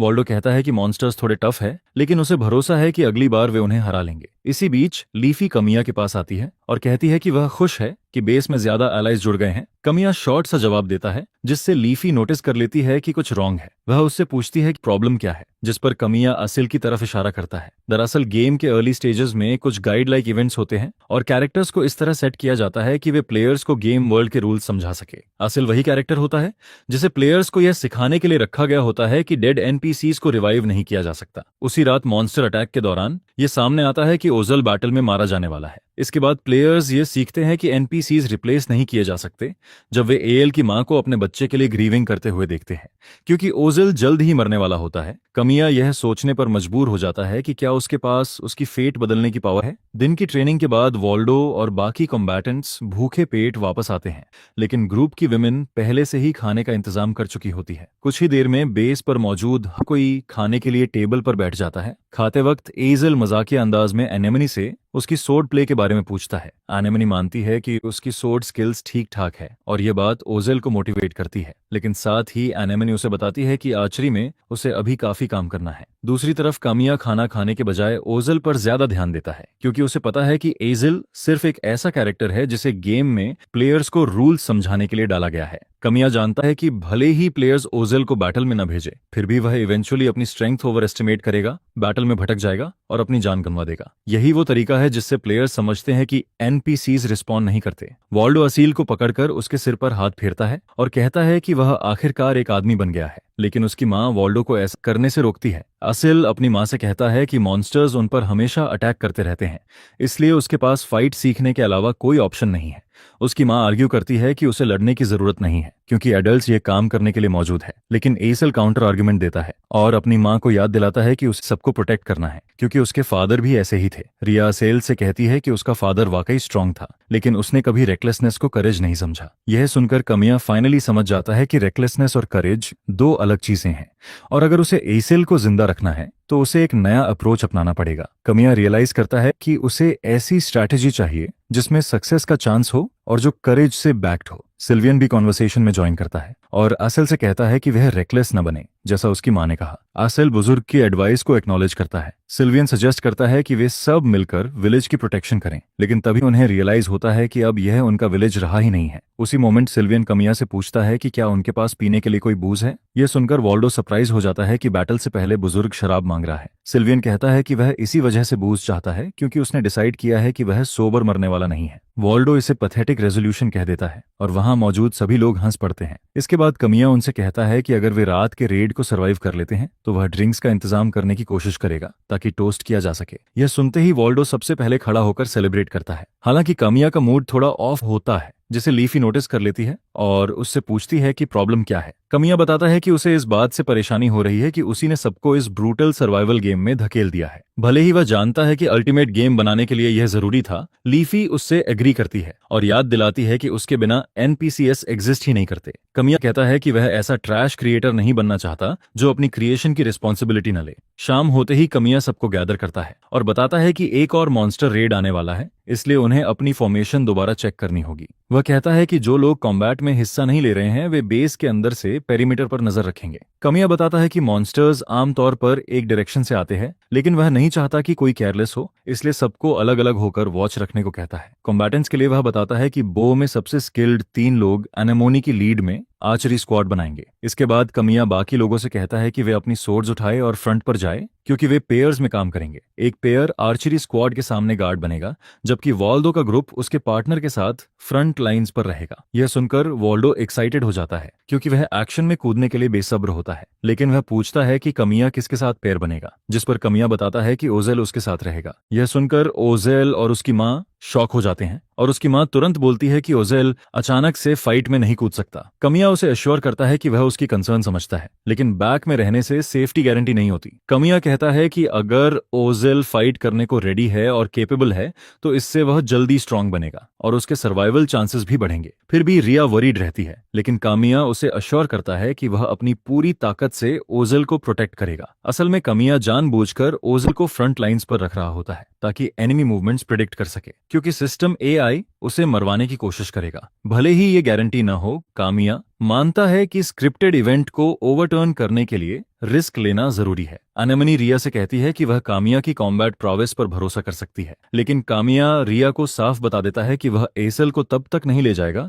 जब तक वह खुद विलिंग न हो। इतना कहते ही आसल उछलकर कहता है कि वह रेडी है, क्योंकि वह अपने डैड की तरह स्ट्रांग बनना चाहता है। सब कुछ सेट हो जाने के बाद कमिया फाइटर्स को मोटिवेट करने के लिए स्पीच देता है, ताकि आने वाली बैटल के लिए उनका माइंडसेट सही रहे। जैसे ही रात गिरती है, कमिया को 4th डे का क्वेस्ट मिलता है, जिसमें फिर से सर्वाइव द नाइट करना होता है। थोड़ी देर बाद बैटल शुरू होती है और सब कुछ प्लान के मुताबिक चल रहा होता है। कमिया लीफी से कहता है कि वह एसल पर नजर रखे और कुछ भी होने पर उसे तुरंत बताए। एनेमोन वॉच टावर में अपनी स्क्वाड के साथ खड़ी होती है और उन्हें गॉब्लिन्स पर एरोज फायर करने का ऑर्डर देती है। वह कहती है कि एम रफ हो तो भी फर्क नहीं पड़ता, बस एनिमी की फॉर्मेशन डिस्टर्ब होनी चाहिए। जब एनेमोनी गॉब्लिन्स को स्कैटर कर रही होती है, कमिया और असॉल्ट टीम आइसोलेटेड गॉब्लिन्स पर अटैक करते हैं। कमिया उन्हें एक एक करके खत्म करने को कहता है, लेकिन पेयर्स न तोड़ने की हिदायत देता है, ताकि न्यूमेरिकल एडवांटेज बना रहे। वह वॉल्डो से भी कहता है कि एनिमीज को वॉच टावर के पास न आने दे। वॉल्डो ऑर्डर एक्नॉलेज करता है और कहता है कि उसे बताने की जरूरत नहीं थी। इस बीच मॉन्स्टर्स की संख्या बढ़ जाती है और इसकी वजह बेस लेवल का बढ़ना भी होता है। इसके बावजूद फाइटर्स अच्छी तरह होल्ड कर रहे होते हैं, भले ही यह उनकी फर्स्ट बैटल हो। फाइटर अपने 2-मैन सेल्स मेंटेन करते हैं,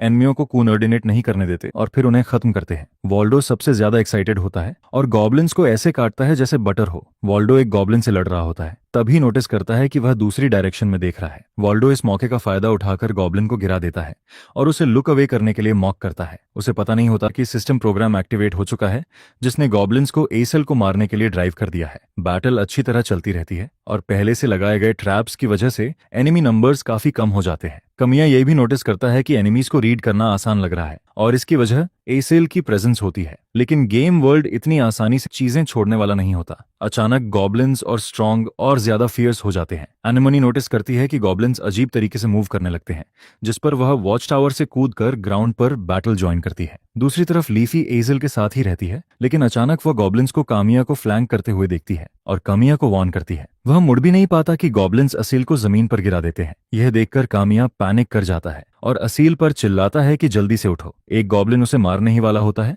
लेकिन तभी एनेमोनी का एरो उसकी आंख में छेद कर देता है। सरप्राइजिंगली गॉब्लिन एरो निकाल लेता है और एनेमोनी पर अटैक भी नहीं करता। यह देखकर एनेमोनी शॉक हो जाती है, क्योंकि गॉब्लिन्स का उस पर ध्यान न देना काफी वियर्ड होता है, खासकर जब नॉर्मली वे ऐसा बिहेव नहीं करते। दूसरी तरफ वॉल्डो अभी भी गॉब्लिन्स से लड़ते हुए एंजॉय कर रहा होता है। तभी अचानक एक गॉब्लिन उसे दूर फेंक देता है। वाल्डो पूरी तरह शॉक में आ जाता है। इसी बीच एक गॉब्लिन असील तक पहुंच जाता है। ओजेल डर से कांप रहा होता है और कामिया उस पर चिल्लाता है कि उठो और अपनी सोड उठाओ। जैसे ही असील का सिर कटने वाला होता है, कमिया बीच में कूदकर अटैक ब्लॉक कर लेता है। कमिया गॉब्लिन के साथ स्ट्रगल करता है और सोचने लगता है कि क्या यह सिस्टम इंटरवेंशन है ताकि एजेल को मारा जा सके। स्ट्रगल के दौरान गॉब्लिन अपने शार्प क्लॉ से कामिया के शोल्डर को पंक्चर कर देता है, जिससे वह दर्द से चिल्ला उठता है। एक गॉब्लिन को फ्री शॉट मिल जाता है असील को गिराने का, लेकिन एनेमोनी फिर से उसे बचा लेती है। वह गॉब्लिन को काटती है और उसे नीचे धकेल देती है। जैसे ही गॉब्लिन उठने वाला होता है, गुस्से में भरा वॉल्डो आकर उसे पंच मारकर जमीन पर गिरा देता है और बोलता है कि ह्यूमनाइड होने की वजह से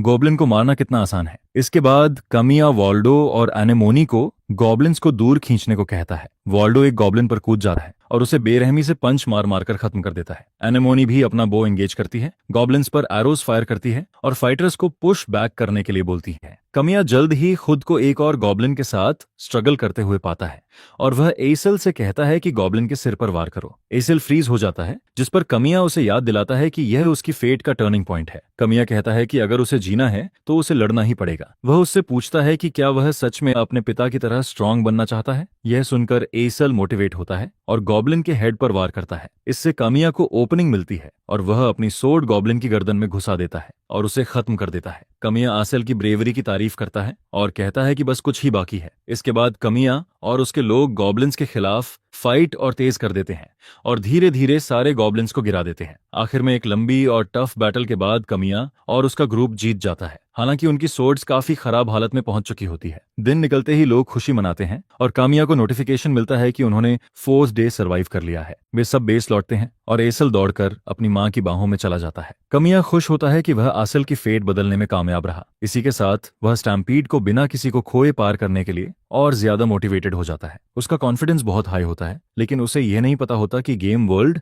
हमेशा अपनी कीमत वसूल करता है। इसके कुछ समय बाद कमिया बेस लेवल को 5 तक बढ़ा देता है। विलेजर्स इतने चेंजेस देखकर इंप्रेस्ड हो जाते हैं और सिल्वियन फाइनली मैजिक स्टोन की रियल पावर देख पाता है। यह सब पॉसिबल होता है उन मॉन्स्टर्स की वजह से जिन्हें उन्होंने हराया और उन सप्लाईज की वजह से जो फॉरेस्ट से कलेक्ट की गई थी, क्योंकि ये रिसोर्सेज मैजिक स्टोन के अंदर लगातार एक्यूमुलेट होते रहते हैं। इन रिसोर्सेज के बदले मैजिक स्टोन की पावर से बेस को स्ट्रॉन्ग किया जाता है। बेस स्ट्रॉन्ग होते ही रेजिडेंट्स की ग्रोथ भी बढ़ने लगती है। इसका मतलब यह होता है कि बेस जितना सिक्योर होगा, रेजिडेंट्स उतने ही स्ट्रॉन्ग बनते जाएंगे। हालांकि कमिया उन्हें क्लियर कर देता है कि बिना कुछ किए कोई स्ट्रॉन्ग नहीं बनता, क्योंकि चेंज ट्रेनिंग और एक्सपीरियंस से आता है। कमिया सजेस्ट करता है कि वे सब जल्दी जल्दी काम खत्म करें ताकि यूजुअल ट्रेनिंग पर वापस जा सके। इंस्टेंट बिल्ड मोड की वजह से बेस लेवल बढ़ाने के कारण कमिया अर्ली स्टेजेस में ही काफी अच्छा पर्सनल और इक्विपमेंट सिक्योर कर लेता है। टाइट कोऑर्डिनेशन की वजह से वे अगली 2 रेड्स भी सर्वाइव कर लेते हैं। हर एनपीसी ग्रो करता है और उनकी कोऑर्डिनेशन काफी स्मूथ हो जाती है, यहाँ तक कि एजल भी रिमार्केबल स्पीड से ग्रो करने लगता है। इसके बाद एआई फिर कभी एसल पर फोकस्ड अटैक नहीं करता और देखते ही देखते 7th डे आ जाता है, जो स्टैम्पीड का दिन होता है। उसी सुबह रिया कमिया को सोर्ड संभालते हुए देखती है और बताती है कि ब्रेकफास्ट रेडी है। कमिया उसे थैंक्स कहता है और रिया पूछती है कि वह क्या कर रहा है। कमिया रिप्लाई करता है कि वह लो ड्यूरेबिलिटी वाली वेपन्स अलग कर रहा है, क्योंकि आज रात स्टैम्पीड है और बैटल के बीच सोर्ड टूटना फेटल हो सकता है। वीक सोर्ड्स को पहचानने के लिए कमिया उन पर रेड स्ट्रिंग्स बांध देता है और पास से गुजर रहे एक फाइटर को बताता है कि रेड मार्क वाली स्वॉर्ड्स यूज न करे और यह बात बाकी लोगों तक भी पहुंचा दे। इसके बाद रिया फिर से कहती है कि ब्रेकफास्ट रेडी है, लेकिन कमिया कहता है कि वह अभी नहीं खा सकता क्योंकि उसे ट्रैप्स चेक करने हैं। शाम होते ही कमिया सबको गैदर करता है और बताता है कि वे आखिरकार 7th डे तक पहुंच चुके हैं जब स्टैम्पीड होता है। वह उन्हें यह भी बताता है कि यह पहले से कहीं ज्यादा बड़े स्केल पर हो सकता है। कमिया बेस के अंदर रहने वालों से कहता है कि वे भी वेपन्स उठा लें ताकि अंदर से बेस को प्रोटेक्ट किया जा सके। वह बताता है कि एनिमी नंबर्स से ओवरवेल्म्ड न होने के लिए कॉम्पैक्ट फॉर्मेशन यूज की जाएगी। कमिया फॉर्मेशन सेट करता है, खुद फ्रंट लाइंस पर खड़ा होता है, वॉल्डो उसके पीछे रहता है और एनेमनी रियर में रहती है जहां से वह लॉन्ग रेंज अटैक्स कर सके। फॉर्मेशन सेट करने के बाद वह फाइटर्स को आगे बढ़ने का ऑर्डर देता है। वह उन्हें वेपन्स डबल चेक करने को भी कहता है, लेकिन एसल के हाथ में वीक सोर्ड होती है क्योंकि उसे यह इन्फॉर्मेशन नहीं मिल पाई थी। फिर भी वह कमिया के साथ फ्रंट लाइंस में खड़ा हो जाता है और सब बैटल के लिए रेडी हो जाते हैं। कमिया गेट्स बंद करने को कहता है। रिया और बाकी रेजिडेंट्स गेट्स के पीछे अपने वेपन्स के साथ बैठ जाते हैं ताकि वे प्रोटेक्टेड रहे। रिया उठकर अपने बेटे को देखती है और शॉक हो जाती है जब उसे पता चलता है कि उसके हाथ में वीक वेपन है। कुछ ही पलों बाद गॉब्लिन्स बड़ी संख्या में बाहर निकलते हैं और खून के प्यासे नजर आते हैं। नोटिफिकेशन बार रेड हो जाती है और कमिया को लार्ज स्केल इन्वेजन की वार्निंग मिलती है। जैसा हमेशा होता है, उन्हें स्टैम्पीड सर्वाइव करना होता है, लेकिन सबसे बड़ी प्रॉब्लम आसिल का वीक वेपन होता है। इतने सारे गॉब्लिन देखकर एक विलेजर डर से कांपने लगता है और उनके नंबर्स की बात करता है, लेकिन कमिया उन्हें मोटिवेट करता है और कहता है कि डरने की जरूरत नहीं है क्योंकि वे इसी दिन के लिए प्रिपेयर कर रहे थे। इसके बाद कमिया एनेमनी को फ्लेमिंग एरोस फायर करने का ऑर्डर देता है। एनेमनी और बाकी आर्चर्स तुरंत काम पर लग जाते हैं और गॉब्लिन्स की भीड़ में एरोस फायर करते हैं। एरोस लगते ही जोरदार एक्सप्लोजन होता है जो पास के गॉब्लिन्स को जला देता है और हिला देता है वॉल्डो और बाकी फाइटर्स ये देखकर इम्प्रेस्ड हो जाते हैं और इसे बेस्ट फायरवर्क्स कहते हैं। दरअसल कमिया ने जानबूझकर लेवल अप किया था ताकि गन पाउडर प्रोडक्शन पूरा हो सके। भले ही उसने लैंडमाइन का डिजाइन सिंपल रखा हो, लेकिन उसे लगता है कि ब्रेनलेस गॉब्लिन के झुंड के लिए यह काफी है। कामिया फाइटर्स को अलर्ट करता है और कहता है कि अभी और आने वाले हैं। कुछ ही देर में फॉरेस्ट से और गॉब्लिन्स निकलते हैं और वे पहले से ज्यादा एंग्री नजर आते हैं, लेकिन इससे कामिया और उसकी स्क्वाड डरती नहीं है और वे आसानी से चार्ज करते गॉब्लिन्स को काटते चले जाते हैं। वॉच टावर में एनेमनी अपनी स्क्वाड से कहती है कि जो गॉब्लिन्स जमीन पर है उन्हें क्लोज कॉम्बैट फाइटर्स पर छोड़ दो। वह पीछे से आ रहे गॉब्लिन्स को खत्म करने की कोशिश कर रहे होते हैं, लेकिन गॉब्लिन्स की संख्या लगातार बढ़ती जाती है और कुछ फेंस तक भी पहुंच जाते हैं, जिस पर फेंस के पीछे बैठे लोग उन्हें रिपेल कर देते हैं। कमिया और उसके लोग पहले से तैयार ट्रैप्स की वजह से एडवांटेज बनाए रखते हैं, क्योंकि गॉब्लिन्स उनमें फंसते चले जाते हैं। कमिया अपने लोगों की तारीफ ही कर रहा होता है कि वे बैटलफील्ड पर डोमिनेट कर रहे हैं और उसे लगता है कि वे सिचुएशन को पलट सकते हैं, लेकिन वह अपनी बात पूरी भी नहीं कर पाता कि तभी एक डिस्टर्बिंग आवाज आती है और जमीन हिलने लगती है। वॉच टावर में मौजूद एनिमोन कामिया पर चिल्लाती है और बताती है कि उनकी तरफ कुछ बहुत बड़ा आ रहा है। तभी फॉरेस्ट से एक जायंट और डरावना गॉब्लिन बाहर आता है, जिसे देखकर कामिया पूरी तरह शॉक में फ्रीज हो जाता है। जो सामने आता है वह गॉब्लिन लॉर्ड होता है, एक हाई रैंकिंग गॉब्लिन सबस्पीसीज जिसके पास ओवरवेलमिंग पावर होती है। उसकी दहाड़ आसपास के गॉब्लिन को इंस्पायर कर देती है और उन्हें टेम्परेरी स्टेटस बूस्ट मिल जाता है। कामिया अपनी आंखों पर यकीन नहीं कर पाता, क्योंकि गॉब्लिन लॉर्ड का फर्स्ट स्टैम्पीड में आना पॉसिबल ही नहीं होना चाहिए था। जैसे गॉब्लिन लॉर्ड और भी गॉब्लिन्स को अपने साथ लेकर आता है। हालात और खराब तब हो जाते हैं जब गॉब्लिन्स पहले से ज्यादा स्ट्रांग लगने लगते हैं और रिया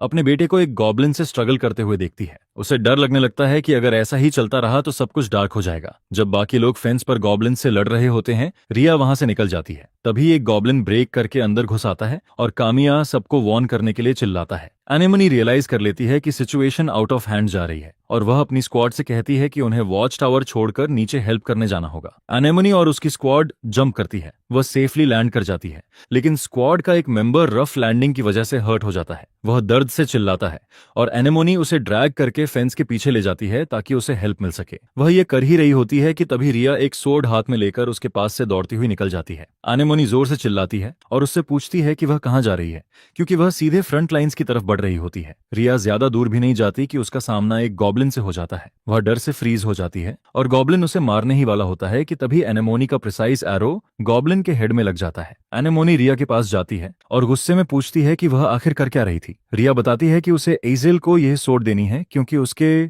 करंट वेपन की ड्यूरेबिलिटी बिल्कुल ट्रैश है। यह सुनकर एनेमोनी शॉक हो जाती है और तुरंत अपनी स्क्वाड को फॉल बैक करने का ऑर्डर देती है, क्योंकि वह खुद फ्रंट लाइंस पर जाने वाली होती है। एनेमोनी रिया से कहती है कि वह आगे बढ़ती रहे और वह खुद गॉब्लिन्स को रोक लेगी। गॉब्लिन्स के बीच से दौड़ते हुए एनेमोनी एरोज से अपना रास्ता कवर करती है ताकि गॉब्लिन्स उसके पास ना आ सके। कुछ ही देर में एनेमोनी फेंस तक वापस पहुंचती है और फेंस पर खड़े होकर बैटलफील्ड को देखते हुए रियलाइज करती है कि हालात अब और भी ज्यादा खराब होने वाले हैं। फ्रंट लाइन पर मौजूद लोग पहले ही स्ट्रगल कर रहे होते हैं, क्योंकि उन्हें यह एक्सपेक्ट नहीं था कि गॉब्लिन्स अचानक से इतना स्ट्रांग हो जाएंगे। तब कामिया सबको बताता है कि उनकी सारी प्रॉब्लम्स की वजह गॉब्लिन लॉर्ड है। कामिया खुद भी सरप्राइज होता है कि डे 7 के स्टैम्पीड में इतना हाई लेवल गॉब्लिन दिख रहा है। कुछ फाइटर्स खुद को गॉब्लिन लॉर्ड के सामने खड़ा पाते हैं। गॉब्लिन लॉर्ड अपना वेपन उठाता है और उन्हें कुचलने के लिए रेडी हो जाता है। वे शील्ड्स उठाकर अटैक ब्लॉक करने की कोशिश करते हैं, लेकिन गॉब्लिन लॉर्ड का हिट इतना पावरफुल होता है कि पास के गॉब्लिन्स भी कुचल जाते हैं। इस अटैक से कुछ फाइटर्स पीछे की तरफ उड़ जाते हैं और कामिया उनसे पूछता है कि क्या वे अभी भी खड़े हो सकते हैं। सरप्राइजिंगली एजेल और एक और फाइटर कामिया को सपोर्ट करने आगे आते हैं। गॉब्लिन लॉर्ड एक और अटैक प्रिपेयर करता है और अपनी बड़ी मेस कमिया की तरफ स्विंग करता है। जैसे ही अटैक लगने वाला होता है, कमिया के दिमाग में कुछ क्लिक करता है और वह सबको सरप्राइज करते हुए उस अटैक को पैरी कर देता है। कमिया यह देखकर खुशी से भर जाता है, क्योंकि गेम में यह मैकेनिक नॉर्मल है, लेकिन असल में ऐसा करना बेहद टेरिफाइंग फील होता है। गॉब्लिन लॉर्ड को इसका असर महसूस होता है और ये उसे और ज्यादा गुस्सा दिला देता है।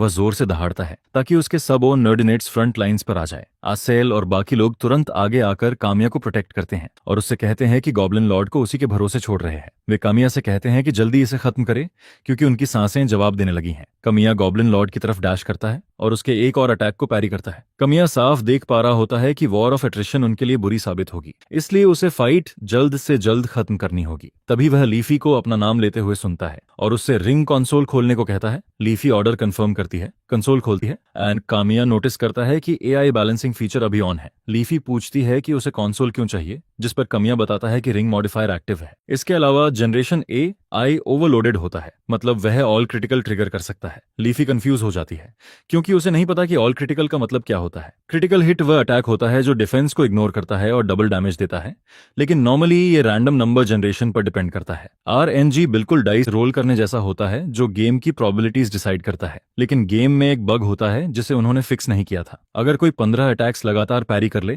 तो एआई हिट रेट को एडजस्ट करने की कोशिश करता है। यही एडजस्टमेंट मेमोरी ओवरलोड कर देता है, आरएनजी सिस्टम फ्रीज हो जाता है और टेम्पररी रिजल्ट ये होता है कि सारे अटैक्स क्रिटिकल बन जाते हैं।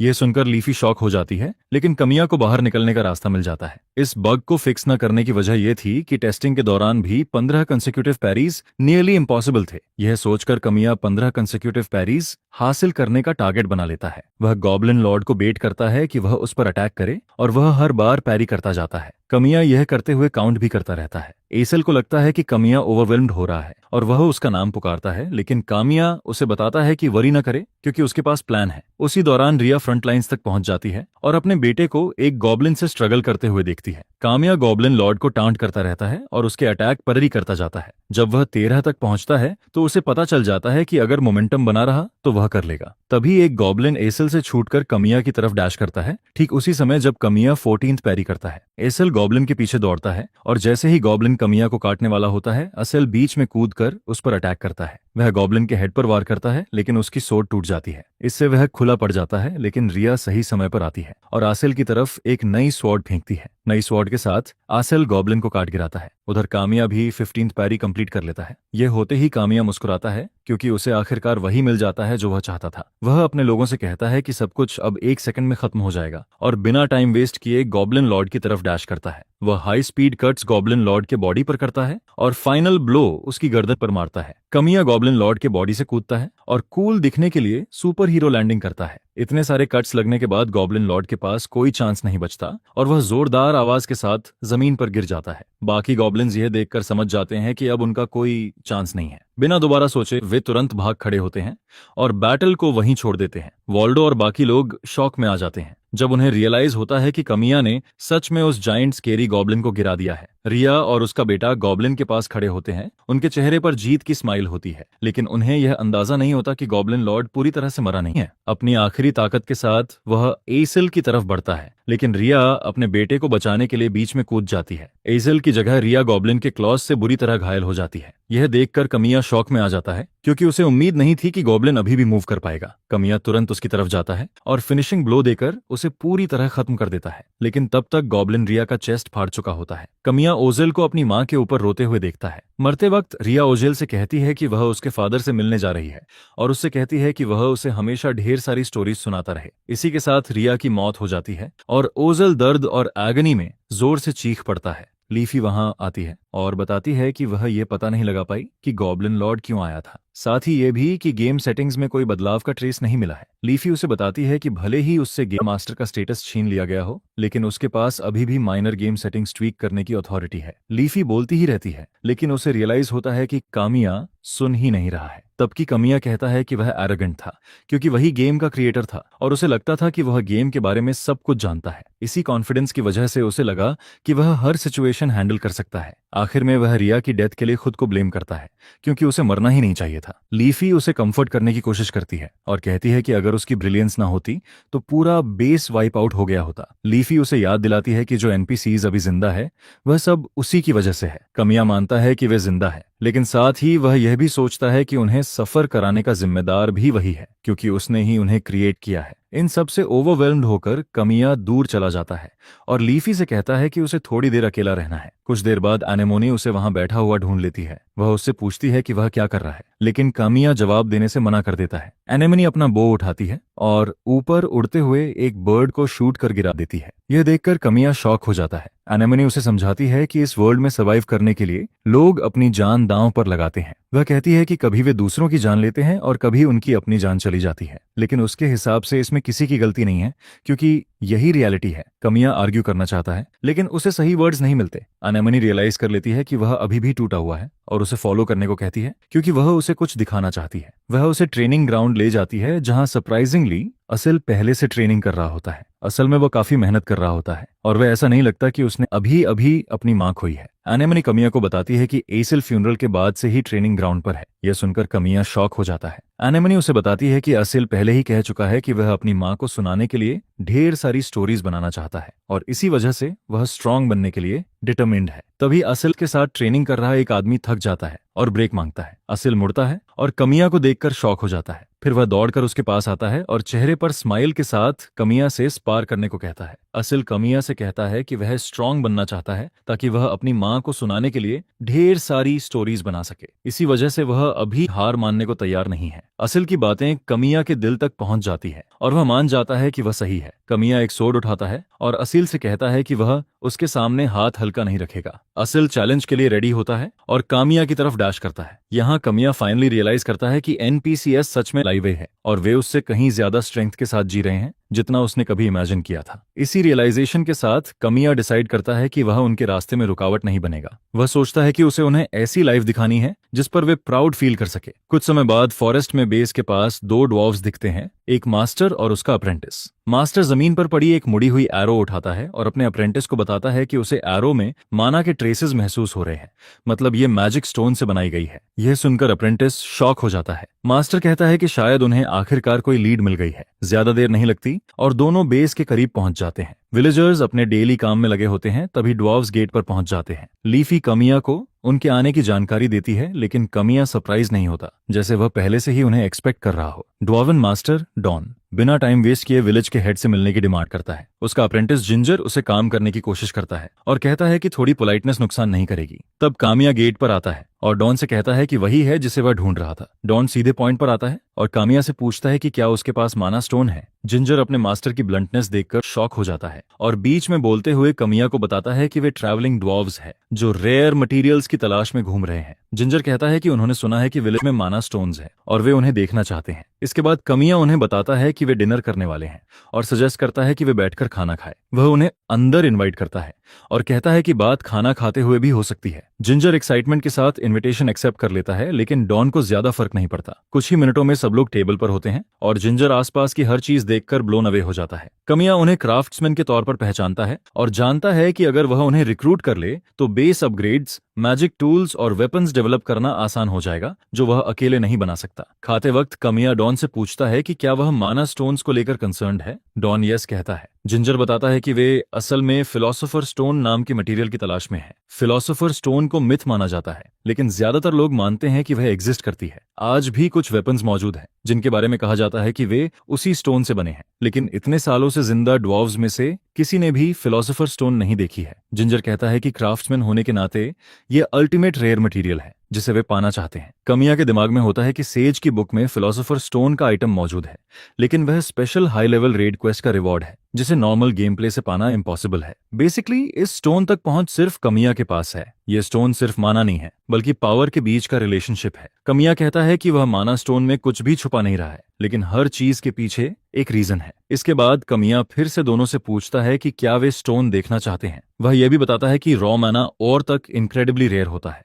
कमिया यह भी जोड़ता है कि रॉ माना और विलेज के लिए इंपॉर्टेंट है। जिंजर उसे बताता है कि वे इसे सिर्फ रेफरेंस के लिए देखना चाहते हैं, क्योंकि वे बस चेक करना चाहते हैं। कमिया को इसमें कोई इशू नहीं लगता, लेकिन कमिया उन्हें बताता है कि स्टोन देखने के बदले वे उनके लिए कुछ वेपन्स फॉर्ज करेंगे। कमिया रिवील करता है कि लगभग हर रात मॉन्स्टर्स बेस पर अटैक करते हैं और अपने लोगों को प्रोटेक्ट करने के लिए उन्हें हाई क्वालिटी इक्विपमेंट की जरूरत है। यह सुनकर डोरने मान जाता है, क्योंकि उसके हिसाब से यह छोटी सी कीमत है। इसके बाद कमिया उससे कहता है कि खाना खत्म होने के बाद वह उसे माना स्टोन दिखाएगा। हालांकि कमिया अंदर ही अंदर इस बात को लेकर वरीड रहता है कि वह ड्वार्फ्स को अपने साथ ज्वाइन करने के लिए कैसे कन्विंस करेगा। कुछ देर बाद कामिया उन्हें कैबिन में ले जाता है और माना स्टोन दिखाता है। स्टोन देखने के बाद डॉन कामिया को डांटता है और कहता है कि उसने उन्हें इतना हाइडियस चीज क्यों दिखाई, क्योंकि वह यह देखने नहीं आया था। यह देखकर कामिया शॉक हो जाता है कि डॉन ने तुरंत समझ लिया कि माना स्टोन असल में मटेरियल नहीं बल्कि एक गेट की तरह है। यह बेसिकली माना के लिए एक कॉन्डुइट है और उस मटेरियल से फंडामेंटली अलग है जिसकी वह तलाश कर रहा है। कामिया डॉन की इनसाइट से इंप्रेस्ड हो जाता है, क्योंकि वह बिल्कुल स्पॉट ऑन होती है। असल में डॉन गलत नहीं होता,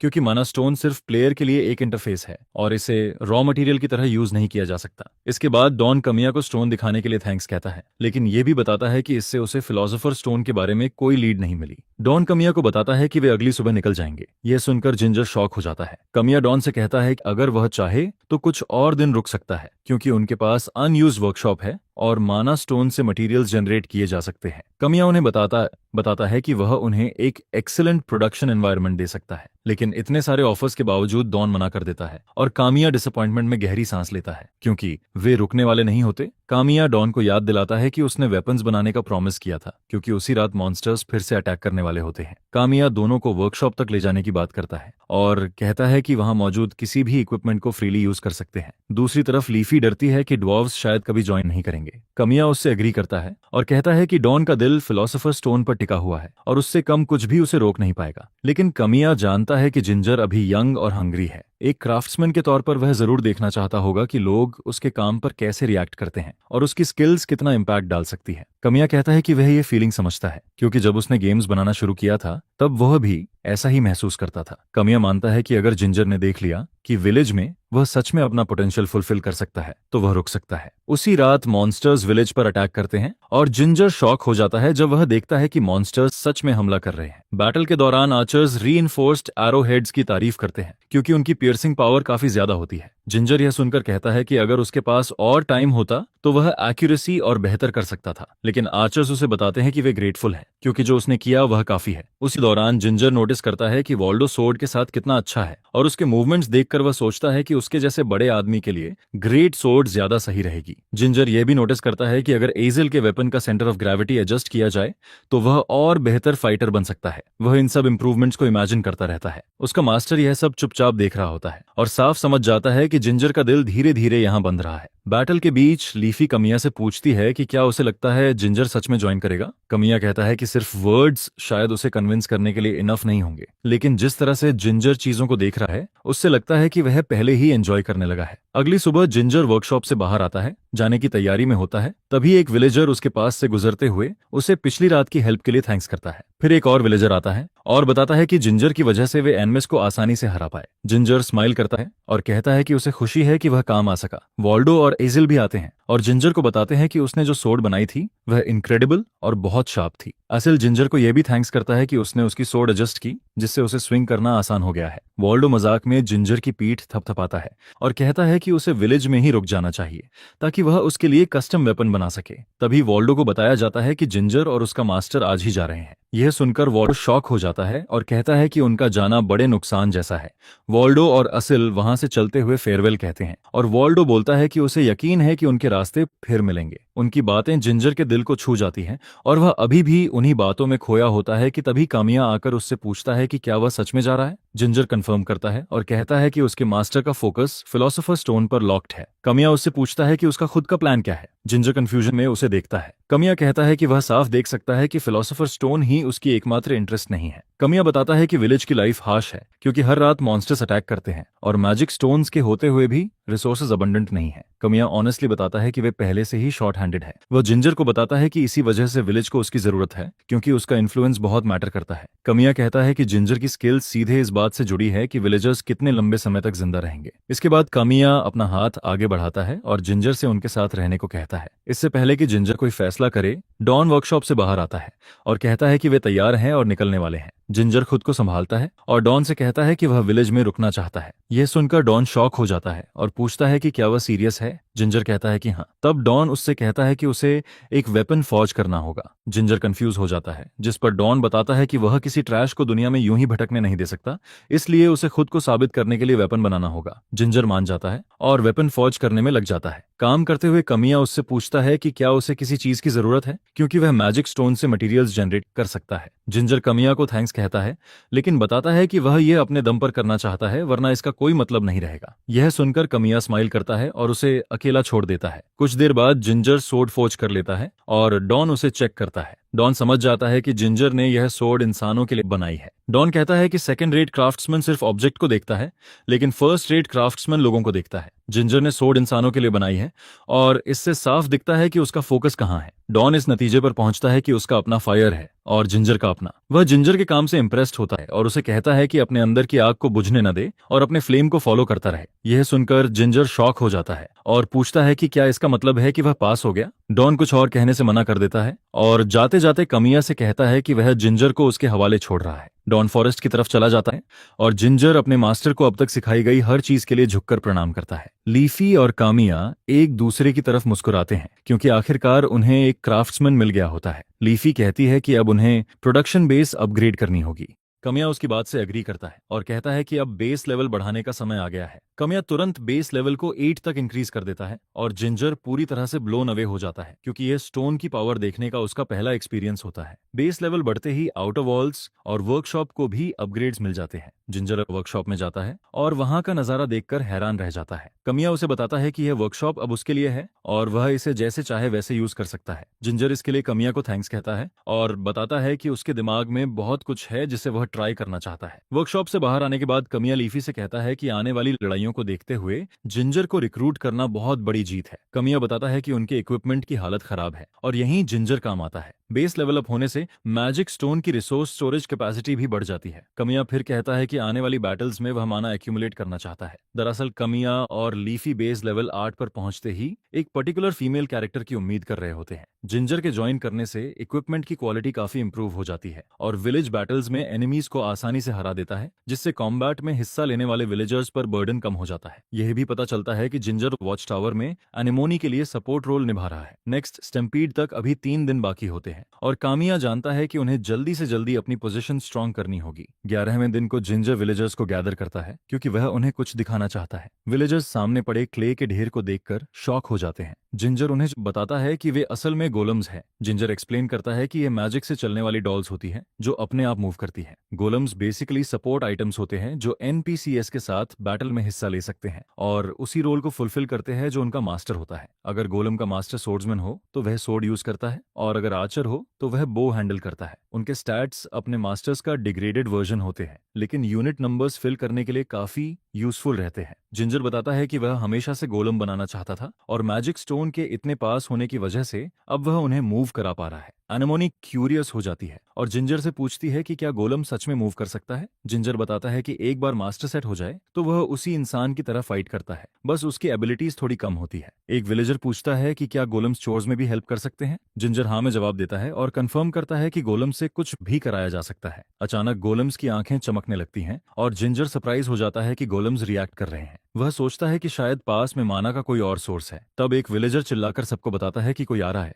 थोड़ी देर में एक अजीब सा व्यक्ति गेट पर पहुंचता है और हुड हटाते ही वह एक एल्फ निकलती है। चेहरे पर ब्राइट स्माइल के साथ वह खुद को यूलिशिया वाइवोल्ड इंट्रोड्यूस करती है और सबको शॉक करते हुए बताती है कि वह विलेज के लीडर को ड्यूअल के लिए चैलेंज करने आई है। पता चलता है कि यूलिया व्हाइट फॉरेस्ट की क्वीन की बेटी है। कामिया पूरी तरह सरप्राइज नहीं होता क्योंकि इसका मतलब होता है कि उसने उलिया को ब्रिंग करने की कंडीशंस पूरी कर ली है। कमिया आगे बढ़कर बताता है कि वही विलेज का लीडर है। उलिया कमिया से कहती है कि अगर वह हार गया तो उसे विलेज का लीडर बनाना होगा। उलिशिया कमिया को अश्योर करती है कि उसे चिंता करने की जरूरत नहीं है क्योंकि वह विलेज को जरूर डेवलप करेगी। यह सुनकर कमिया मुस्कुराता है और उलिशिया से पूछता है कि अगर वह खुद हार गई तो क्या दांव पर लगाएगी। उलिया आर्ग्यू करती है कि वह हार नहीं सकती, लेकिन फेयरनेस के लिए कहती है कि अगर वह हार गई तो कमिया उससे जो चाहे करवा सकता है। कमिया उससे पूछता है कि क्या वह अपने वर्ड से पीछे नहीं हटेगी। उलिया अपनी माँ की कसम खाकर कहती है कि वह अपने वर्ड से पीछे नहीं हटेगी। उसकी कॉन्फिडेंस लीफी को वरीड कर देती है, लेकिन कामिया एक मैन की तरह मजबूत खड़ा रहता है और ड्यूअल के लिए रेडी हो जाता है। ड्यूअल की तैयारी के दौरान विलेजर्स फेंस के पीछे हट जाते हैं ताकि वे बैटल में न फंस जाए। सिल्वियन जो वाइन की बोतल एंजॉय कर रहा होता है पूछता है कि यह उलिया कौन है। जिंजर बताता है कि वह व्हाइट फॉरेस्ट क्लैन की एल्फ है और वे काफी रिक्लूसिव होते हैं, इसलिए बाहर की दुनिया में कम निकलते हैं। वॉल्डो जोर से हंसता है जब उसे उलिया की विलेज हेड बनने वाली बात याद आती है क्योंकि यह सिचुएशन स्ट्रॉन्गेस्ट के चीफ बनने जैसी होती है। सब कुछ रेडी होने पर कमिया ओलिशिया से कहता है कि जैसे ही वह सिक्का जमीन पर फेंकेगा ड्यूअल शुरू हो जाएगा। कमिया सिक्का फेंकता है और कॉइन के जमीन पर गिरते ही यूलिशिया कमिया पर विंड अटैक फेंक देती है। सरप्राइजिंगली कमिया उसे डॉज कर लेता है। विलेजर्स शॉक और ऑ में रह जाते हैं क्योंकि उन्हें समझ ही नहीं आता कि क्या हुआ। ये उनका ऐसा अटैक देखने का पहला मौका होता है। जिंजर उन्हें बताता है कि यूलिया ने अटैक मैजिक यूज किया है और देखने से लगता है कि वह इसमें काफी कॉम्पिटेंट है। विलेजर्स वरीड हो जाते हैं कि कमिया ट्रबल में पड़ सकता है, लेकिन यूलिया इंप्रेस्ड होती है कि वह अभी तक होल्ड कर पा रहा है। यूलिया अपने अटैक्स का टेम्पो बढ़ा देती है ताकि देख सके कि कमिया कितना विथस्टैंड कर सकता है। फिर भी कमिया उसके हर अटैक को डॉज करता रहता है। असल में यूलिया एक नूब किलर कैरेक्टर है। उसकी विंड मैजिक की पावर ओवरवेलमिंग होती है क्योंकि उसे देख पाना मुश्किल होता है। अगर कोई प्लेयर उसके अटैक्स की स्ट्रैटेजी समझने में फेल हो जाए तो वह जरूर हार जाएगा और उसे रिक्रूट करने का चांस भी खो देगा। लेकिन कमिया कॉन्फिडेंट रहता है क्योंकि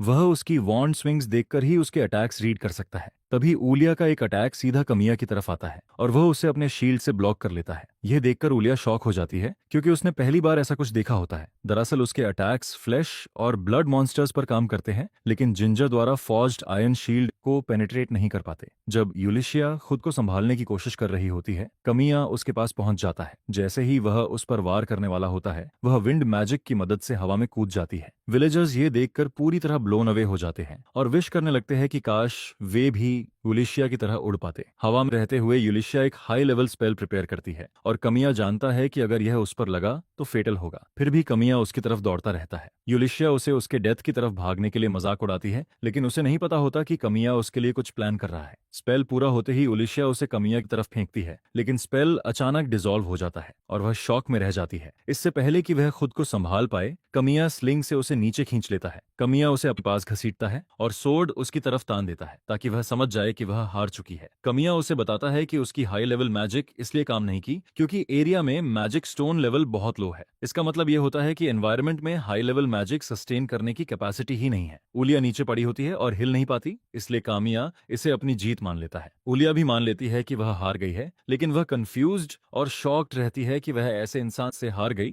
जो मैजिक भी यूज नहीं करता। कमिया उसे उसकी प्रॉमिस याद दिलाता है और यह रियलाइज करते ही ऊलिया ऑलमोस्ट फेंट हो जाती है कि अब उसे कमिया की हर बात माननी पड़ेगी। जैसा एक्सपेक्टेड था, कमिया उससे ग्रुप ज्वाइन करने को कहता है और उसके पास इसे एक्सेप्ट करने के अलावा कोई ऑप्शन नहीं रहता। कमिया उसे यह भी कहता है कि बैटल के बाद जो मैस हुआ है उसे साफ करे क्योंकि उसी ने सब कुछ तोड़ा है। लीफी फिर बोलती है कि ऊलिया का उनके साथ होना एक बोनस है क्योंकि वह एक मेज है और कमिया भी इससे एग्री करता है। ऊलिया के साथ होने पर कमिया सजेस्ट करता है कि उस रात कुछ नए टैक्टिक्स टेस्ट किए जाए। बाद में कमिया और स्क्वाड फॉरेस्ट की तरफ जाते हैं और वुड से गुजरते वक्त कमिया लीफी से पूछता है कि क्या उसे रियल वर्ल्ड में क्या चल रहा है उसकी कोई आइडिया है। लीफी जवाब देती है कि वह जहां है वहां से रियल वर्ल्ड देख नहीं सकती, वह बस इतना जानती है कि गेम मास्टर बदल दिया गया है। कमिया बताता है कि गेम मास्टर चेंज होने की वजह से ही गेम के कुछ पार्ट्स गलत डायरेक्शन में जा रहे हैं। कमिया लीफी से कहता है कि वह जितनी जल्दी हो सके लेवल 100 तक पहुंचने के लिए डिटर्मिन्ड है। लीफी उससे पूछती है कि उसे लेवल 100 क्यों चाहिए। कमिया बताता है कि जैसे ही वह लेवल 100 में एंटर करेगा वह टावर में जा सकेगा। कमिया उसे बताता है कि डेवलपर मोड में होने के बावजूद उसकी पावर्स की लिमिट्स है, उस टावर तक पहुंचना जरूरी है क्योंकि उसे पावर चाहिए। अचानक ऊलिया उसे रोकती है और पूछती है कि उन्हें और कितना चलना है। कमिया कहता है कि जब तक मॉन्स्टर्स नहीं मिलते तब तक चलते रहेंगे। असल में कमिया रात की बैटल से पहले ऊलिया की मैजिक और गोलम्स को टेस्ट करना चाहता है। कमिया उससे पूछता है कि वह कितनी मैजिक यूज कर सकती है। यूलिया विंड मैजिक और दूसरे एलिमेंट्स के बारे में बोलने लगती है। कमिया फिर पूछता है कि इस एरिया में वह एक्चुअली कितनी मैजिक यूज कर सकती है। थोड़ा ऑकवर्ड होकर वह मानती है कि वह बस कुछ विंड बेस्ड अटैक स्पेल्स और मूवमेंट सपोर्ट टाइप मैजिक ही यूज कर सकती है। कमिया की नजर देखकर वह बताती है कि लो ग्रेड माना स्टोन्स की वजह से वह वीक है और हाई ग्रेड स्टोन्स के साथ वह ज्यादा कर सकती है। कमिया उसे कहता है कि वह उसे ब्लेम नहीं कर रहा, बस चाहता है कि वह अपनी लिमिट्स और यूजेबल मैजिक अच्छे से समझे ताकि वह पहले जैसी गलती न करे। जिंजर कमिया से पूछता है कि क्या उसका प्लान ऊलिया को गोलम्स के साथ पेयर करने का है। कमिया हाँ कहता है क्योंकि उनके पास और कोई मैजिक यूज करने वाला रेजिडेंट नहीं है। कमिया समझता है कि गोलम्स को मैजिक फायर पावर के साथ अलाइन करने से टैक्टिक्स ज्यादा ब्रॉड हो जाएंगे। वह सजेस्ट करता है कि यूलिशिया को गोलम का मास्टर सेट किया जाए ताकि गोलम उसी की तरह मैजिक यूज कर सके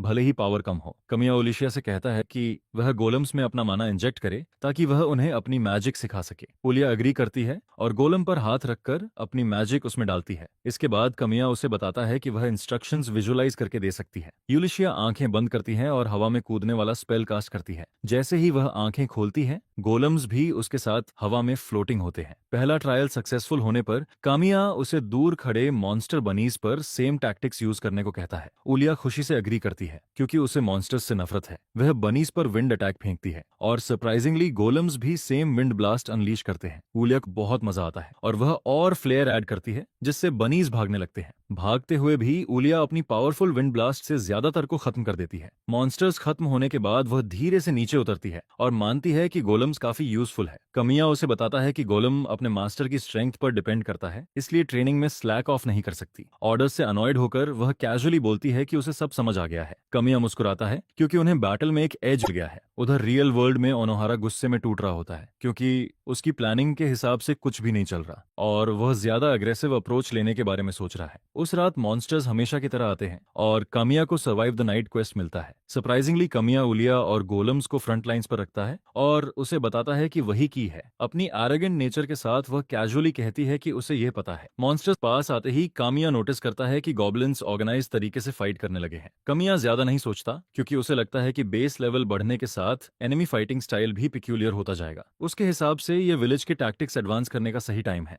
एनेमोनी और उसकी स्क्वाड सबसे पहले गॉब्लिन्स की फॉर्मेशन तोड़ने के लिए एरोस की बैरर छोड़ती है। उलिया भी बिग स्माइल के साथ अपनी मैजिक फायर करती है। जैसे ही वह गॉब्लिन्स की तरफ डैश करती है, गोलम्स भी उसके साथ रहते हैं। कमिया ने उसे फ्रंट लाइंस पर इसलिए रखा क्योंकि उसकी पावर और मूवमेंट उसे कैवलरी यूनिट जैसा बनाते हैं। एनेमोनी और यूलिया लॉन्ग रेंज संभालते हैं और कामिया क्लोज कॉम्बैट स्क्वाड को एंगेज करने का ऑर्डर देता है। वॉल्डो और उसकी स्क्वाड लेफ्ट साइड संभालते हैं और कमिया राइट की तरफ मूव करता है। लॉन्ग रेंज अटैक्स एनिमीज को पिन डाउन कर लेते हैं जिससे ग्राउंड फोर्सेस को डैमेज देना आसान हो जाता है। कमिया का प्लान इतना स्मूथ चल रहा होता है कि बैटलफील्ड में सब नॉर्मली से ज्यादा एंजॉय कर रहे होते हैं। कमिया वॉल्डो को जल्दी एडवांस करने को कहता है ताकि लीडर को मारकर बैटल खत्म की जा सके। वॉल्डो एश्योर करता है कि उसे प्लान पता है। जैसे ही वह गॉब्लिन लीडर की तरफ डैश करता है, उसे पता नहीं होता कि उलिया भी लीडर को टारगेट कर चुकी है। वॉल्डो लगभग उलिया के अटैक से लग ही जाता है लेकिन वह चिल्लाकर वार्न करती है जिससे वह बैरली बच पाता है। वॉल्डो गुस्से में उलिया पर चिल्लाता है कि उसे क्या हो गया है। उलिया जवाब देती है कि वॉल्डो ही उसके रास्ते में आ रहा था। उनकी बहस के बीच वॉल्डो को पता नहीं चलता कि एक गॉब्लिन उसके पीछे आ चुका है। कमिया उसे टाइम पर वार्न कर देता है वरना वह ट्रैश गॉब्लिन से आधा कट जाता। वॉल्डो अटैक ब्लॉक करता है और कमिया उसे गॉब्लिन्स रोके रखने को कहता है जब तक वह और बाकी स्क्वाड काम खत्म करते हैं। वॉल्डो गॉब्लिन से खुद को छुड़ाकर लीडर की गर्दन में सोड घुसा देता है और उसे मार देता है। बाकी गॉब्लिन्स ये देखकर डर जाते हैं लेकिन कामिया और उसके लोग स्लो नहीं होते। वे गॉब्लिन्स का पीछा करते हैं और इंश्योर करते हैं कि सब वाइप आउट हो जाए। बैटल खत्म होने के बाद वॉल्डो हमेशा की तरह उलिया पर चिल्लाने आता है क्योंकि वह उसे ऑलमोस्ट जिंदा भून चुकी थी। कमिया पहले से जानता है कि कोऑर्डिनेशन इश्यूज की वजह से ऐसा होगा, फिर भी उसे पता है कि उलिया उनके लिए एक पावरफुल एसेट है। किसी भी हालत में कमिया नेक्स्ट स्टैम्पीड के लिए, जो 3 में है, उनकी फाइटिंग स्टाइल रिफाइन करने के लिए पूरी तरह